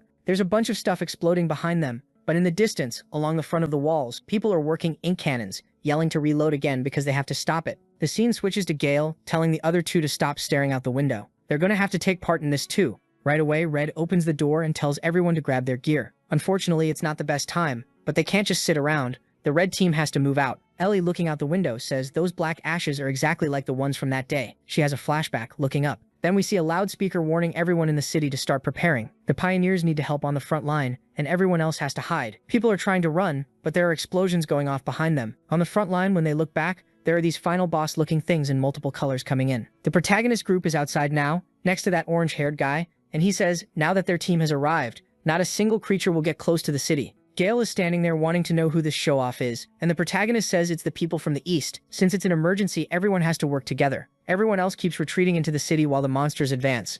One soldier is about to shoot when an attack comes flying in, but the protagonist cuts through it, and both teams charge forward. The front line is getting destroyed while the city side keeps falling back. They fire shots, taking down some creatures, but the whole army is coming. Then the colorists arrive. Camellia says that as captain of the pioneers, she's taking command over everyone. She warns the protagonist team and the others to get ready, because what's coming is a major invasion. A Black Hand group heading toward the forward base. The protagonist remembers, it's the same team as the Sword Demon. Then that red-haired guy shows up, and thanks all the juniors for being there. He says they'll take over from here, and Camellia tells them to be careful defending this region. They'll have to split up into their assigned positions. We see the red-haired guy blowing up a bunch of creatures up front, and the protagonist and Gale are impressed, but that pose of 19 keeps advancing. People are kind of scared, but Camellia tells them to hold their positions, and everyone charges in. Among the creatures is the Black Sword, saying he can see that boy, the key to opening all the curtains. This time he won't escape. We see Camellia asking Red for help. She's sure someone will be watching Kay, so she needs Red to protect him. Meanwhile, from above, Viper watches everything, saying this attack is more effective than she expected. It's unbelievable she can move dozens and dozens of creatures with just a few vials. She's feeling like the real Black Witch. Camellia gives the group their final orders, explains the formation, and tells them to advance. The red-haired kid, whose name I still don't know,